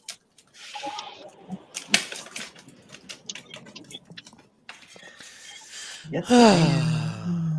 I gotta go to UPS to drop off this statue. Which one? The Prince one. Oh, was it broken? Oh yeah, the one without the head. Yo, so and it's funny because I recorded the whole thing on camera. I'm there, and it's just like the head was broken off. The head was broken off, and a piece of the motorcycle was broken off. So then Sideshow was pretty good about their customer service. So then they gave me my options: send it back, full refund. Send it back, we'll send you a replacement, or you can keep this broken one, and we'll give you an $80 gift card on an $800 statue. Oh yeah, 10%. That sounds fair. And then does it sound well, to more money at our shop. Justin is like 10%. That's too much. Here, let me break it more, and send me all your broken ones. I'll glue them back together and send them back to you. That's what. Or you can just display it as the Thriller version, guest starring Prince. That's the thing. If it wasn't like if the head was broken like in a seam, like where the shirt was at, then you couldn't see it. That'll be fine. But when you put the head on, it's just a line going across his because he has his open shirt with his taco meat showing, so you just see the line. But with the motorcycle, the piece that's broken off is you could just glue that back. It's like you can't even see it because it's a hole that you have to glue it back into. Personally, I ride my bike with no handlebars, so I don't care if it's broken. I thought he was gonna say with no seat. I thought you were going to say with sunglasses at night myself. The Power Fister 5000. What? I know it's always sunny in Philadelphia fans here, aside from Mark. No, but I kind of want to buy that product now. Yeah. Yeah. So it's a watch Esteban, it's not a good deal considering that the statue is broken and it's visibly if you like glue it back together, you could see that it was broken, and it's an $800 statue. It was like 800 and something with shipping. So $80 gift card is kind of like a slap in the face, man. Why are you spending that much on a statue? I mean, essentially, that forces you to spend more money at their shop anyway. So, who really wins? Because I like statues. I like statues. I just pre-ordered my first premium format. Me too. Yeah, both of you? Yeah, I mean, we both ordered different ones, but yeah, we both just pre-ordered our first ones. Mine's significantly better, of course. I was like waiting for the rivalry to come out in that sentence. Which one did you guys get? He probably got some Goober Spider-Man one or something. I did. I ordered Spider-Gwen. Goober. Wow. You're right, Esteban. I didn't detect your sarcasm. I apologize. Yeah. Esteban's been spicy all day, dude. I know. I got on no $80 gift certificate is not good. And this guy's like laughing at me. Yeah, and that Prince thing was just like a spur of the moment. So I thought sorry. with the premium formats, it's the same thing like Hot Toys. It's an addiction. You're gonna and it takes up a lot of space fast.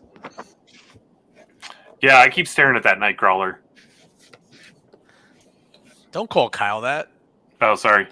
There's the only sideshow thing that I was considering buying was there's this cool Joker in the Cell one. I thought that one was pretty cool. Not sure if you guys have seen it. Heath Ledger? Yeah.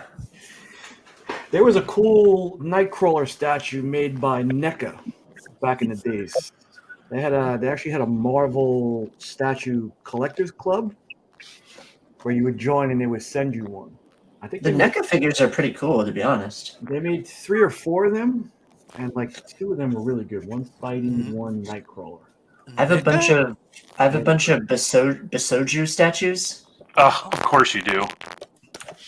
I didn't think NECA had any Marvel licenses. Give me a second. This is like in the early 2000s. No, they have the license to do quarter scale figures of the movie lines. At least they used to. The only NECA figure I have is the Phantom.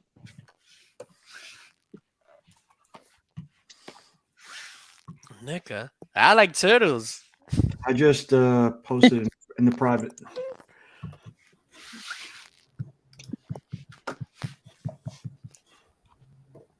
Oh, and it's cool. How big is it? Oh, that's horrible. You're gonna fall. You know, What was for 20 years ago, it wasn't bad.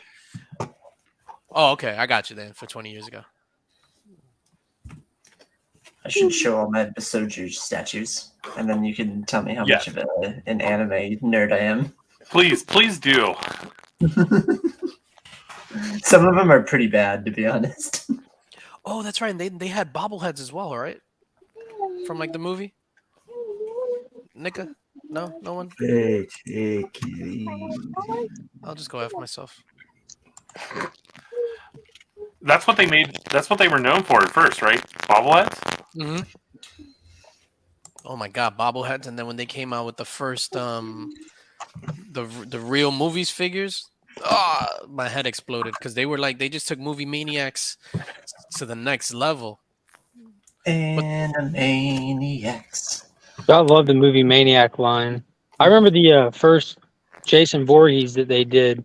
It was like from Friday the 13th Part 8, I believe. Yeah, And the with the blue. mask was what? No, I was gonna agree with you.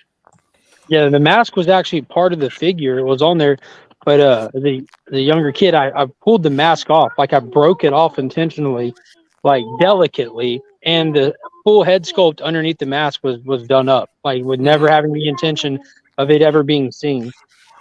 So I'm like, dude, Yeah. that's amazing. I remember getting those because they stopped carrying them in Toys R Us. So when that came out, I remember seeing that in Toys R Us. We were Black Friday shopping, so it was like 6 o'clock in the morning in Toys R Us, and I saw it and I grabbed all of them. I was like, what? A lot of those are really cool.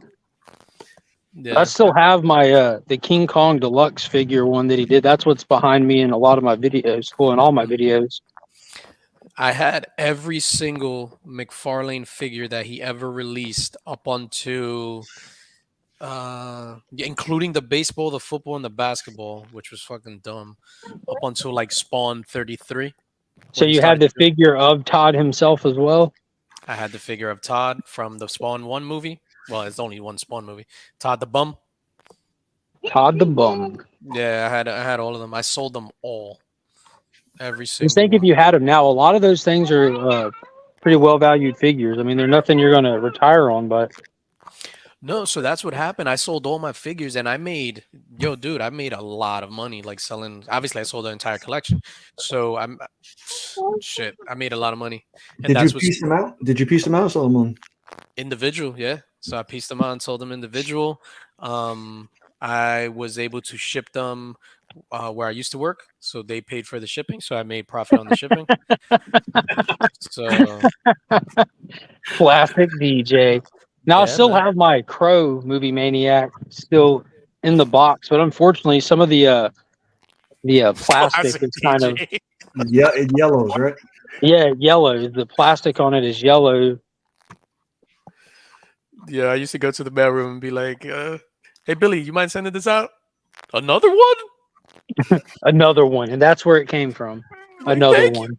Happy to help, Mr. Vicente." Billy later become DJ Khaled. Yeah. Oh shit! When Yeah, Billy got all grown up. yeah, fucking Billy.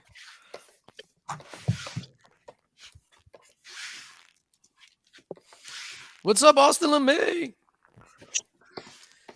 Yeah, Dr. Von Hoot. Crazy commitment. So what happens is when I was collecting figures before my wife moved in with me, right? So we moved in together. I was 18, she was 17, right? So we moved in together super early.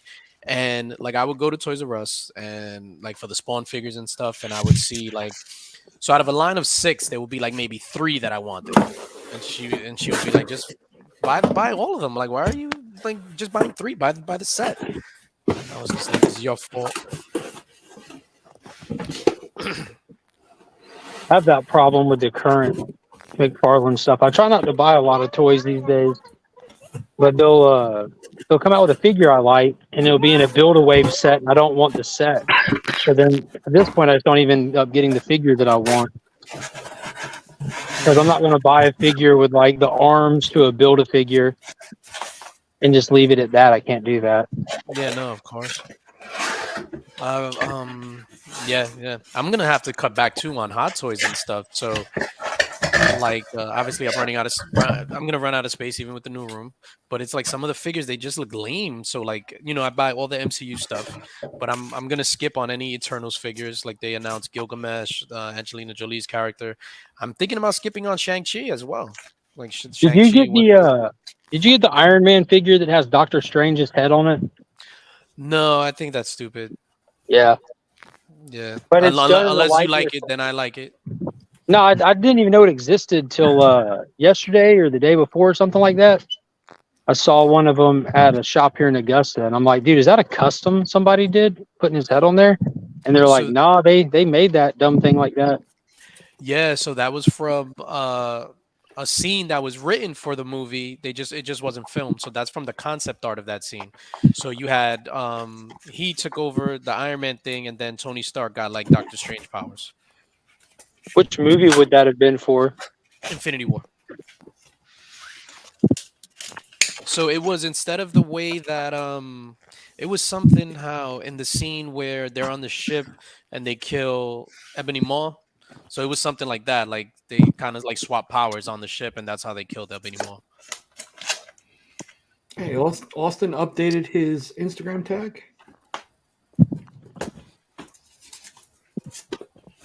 I was hoping that you were going to say Austin dropped his first YouTube video. No, I don't think it's.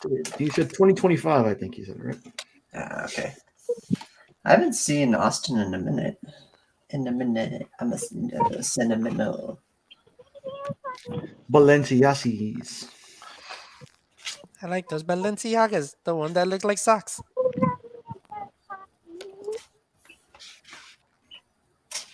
Linksy B. Oh my god, I just got my freaking. You getting up, or you want to keep swinging? Okay. Are you talking to your penis? I'm gonna keep swinging.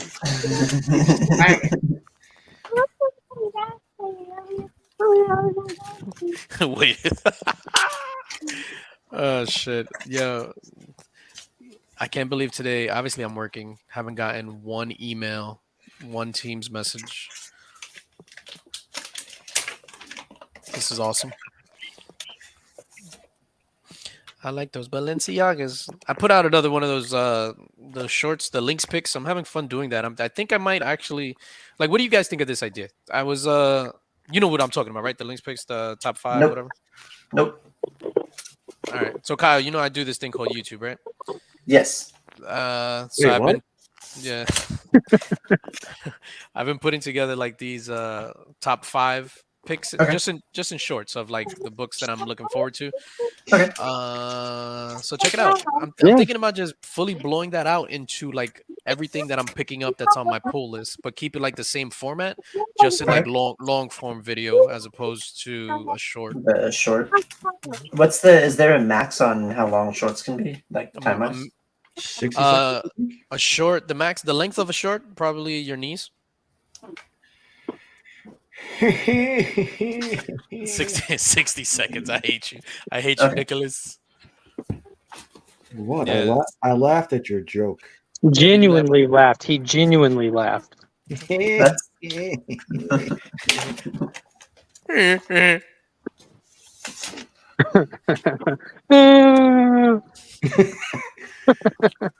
Yo, it's fucked up, man.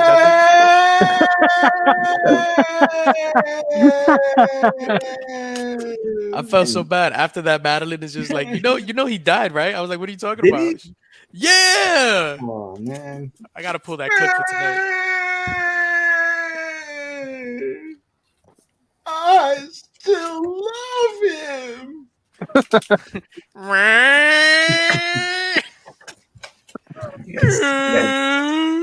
you guys lost me. You've never seen that, Kyle? The guy who cries on Intervention? No. But in the mix last week was a full dedicated episode to him. It pretty much was. Love you.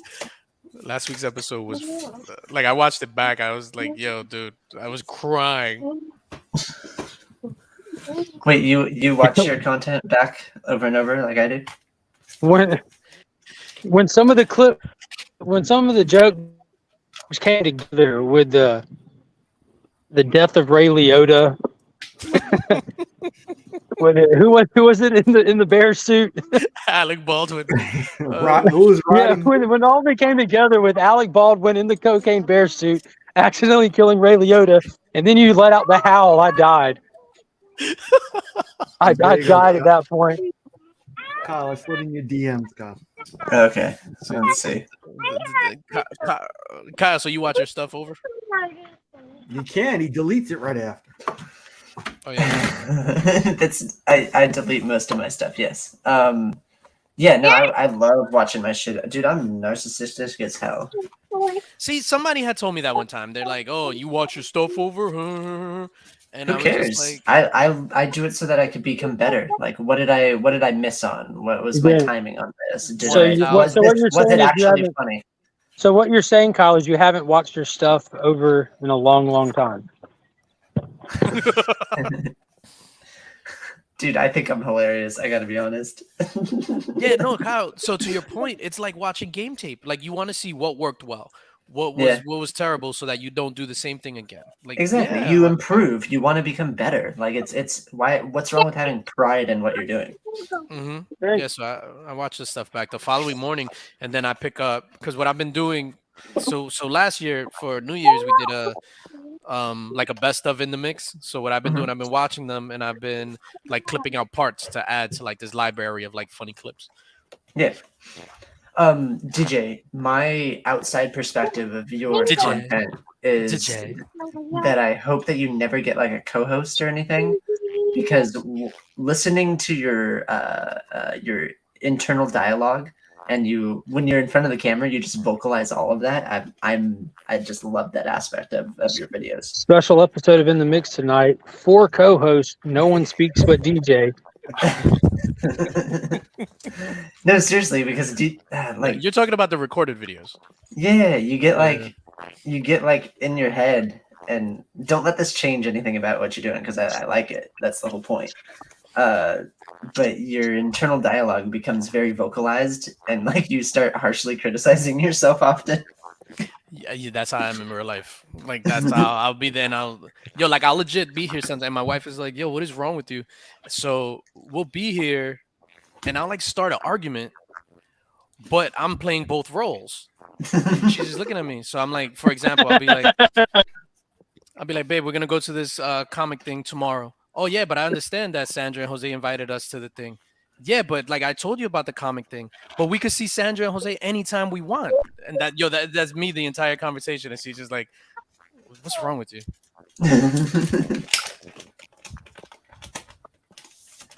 Yeah, you definitely got to watch your stuff back, like the lives. With the videos, obviously. You've already watched it through editing, so I don't edit any of my shit. What happens is sometimes through the editing process, you kind of just depending how long you're working on something, you kind of forget like what you're working on almost, because then it becomes just a product. Yeah, because you're trying to like meet an end goal. You're trying to hit certain things, make sure that you like clip out bullshit maybe you mixed up, or try to splice 2 takes together. Yeah, no, but no. So usually with my editing videos, it's one take, and then I just cut out, like I cut out a lot of the like ums and ahs and stuff like that. But Yeah, literally, dude, I hate how much I say dude. Like I hate that stuff. Yeah, like in the beginning it was like that. It was really bad, but like through work and stuff. Like I work for a company that trains people on like professional appearances and media training and things like Yeah, that. just get a shock collar and have somebody with a button every time you say it. Mark has a bunch of shock collars on this one. Yeah, Wait, where the hell is I he? do. Where are you, Mark? In the comic room. Man, I wish you had a better camera. I can't see shit. Yo, that's Good. amazing. Watch this.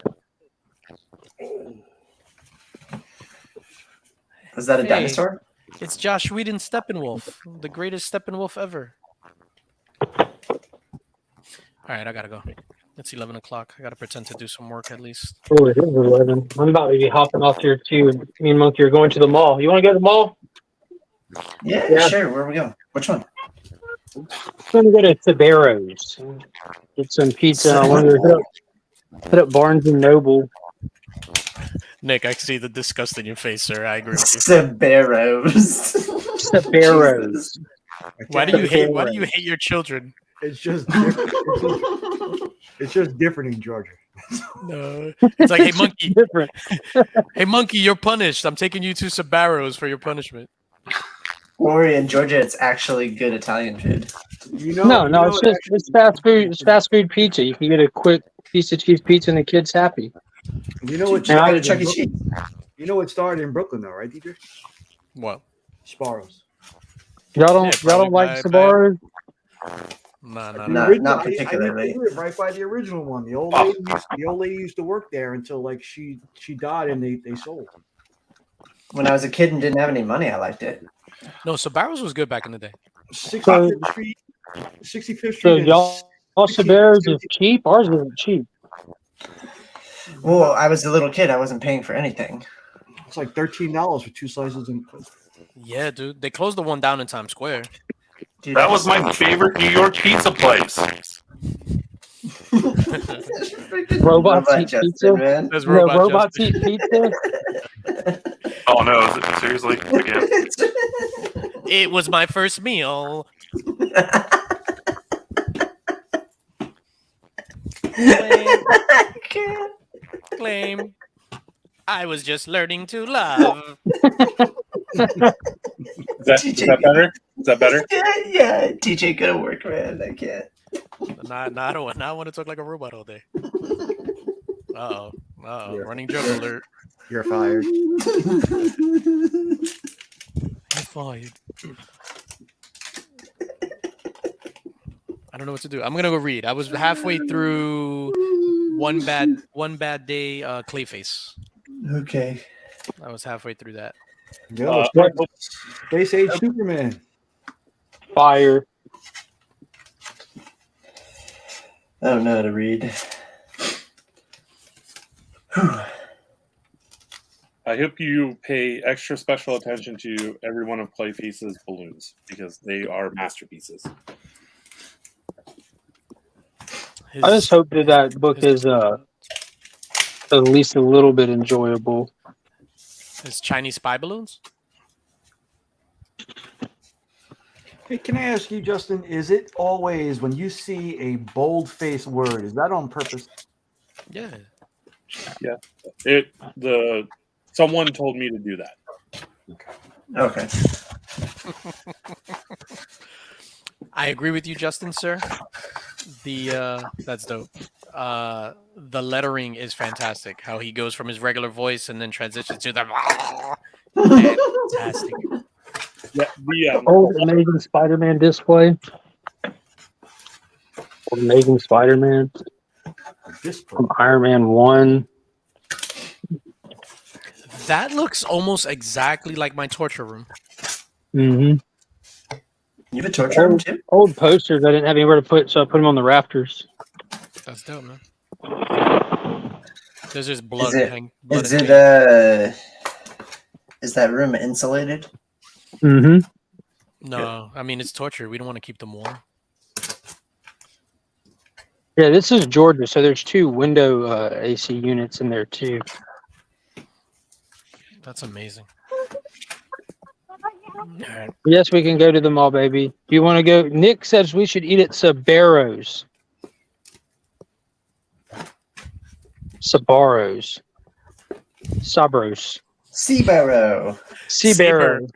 Saber. Yeah, I want to go hit up Barnes and Noble. Sabre. Whatever happened to Borders? Did they go out of business? Yeah. I do. Like, we had a Barnes first. Don't get me started on the Borders. Now we have Robot Mark. Barnes and Nobles. Barnes and Nobles was the shit, man. All right, I gotta go. They're still in the business. I meant Borders. There was a Borders. What the hell just happened? Oh, it's 2 marks.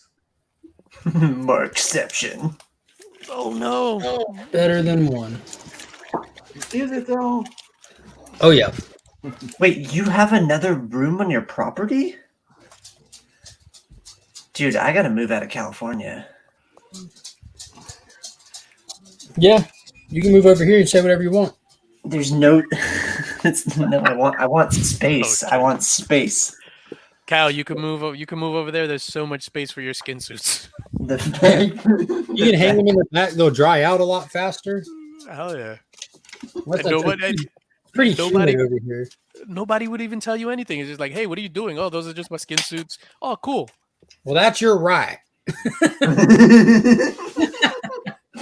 Don't Dude, Georgia's bluer than you think, or redder than you think, or blue. What's It the? did turn blue at the last presidential election. Yeah. The governor runoff. I mean, there's like most. I live in Augusta, so I'm in the city. Oh no, California's a joke. We literally had the governor at one point. The best thing that happened to y'all. It was hilarious, dude. The memes were on point. Like that's when There meme weren't culture memes started back for me. then, bro. There weren't memes back then. Yeah, there were. When was Arnold governor? 2012, I think. The governor.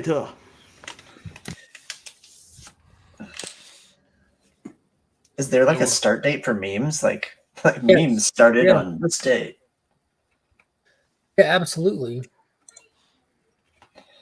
And on this day, the millennial created the GIF. I'm curious now when he was governor. I feel like that was a long time ago now, right? Yeah, we're like 3 governors past him.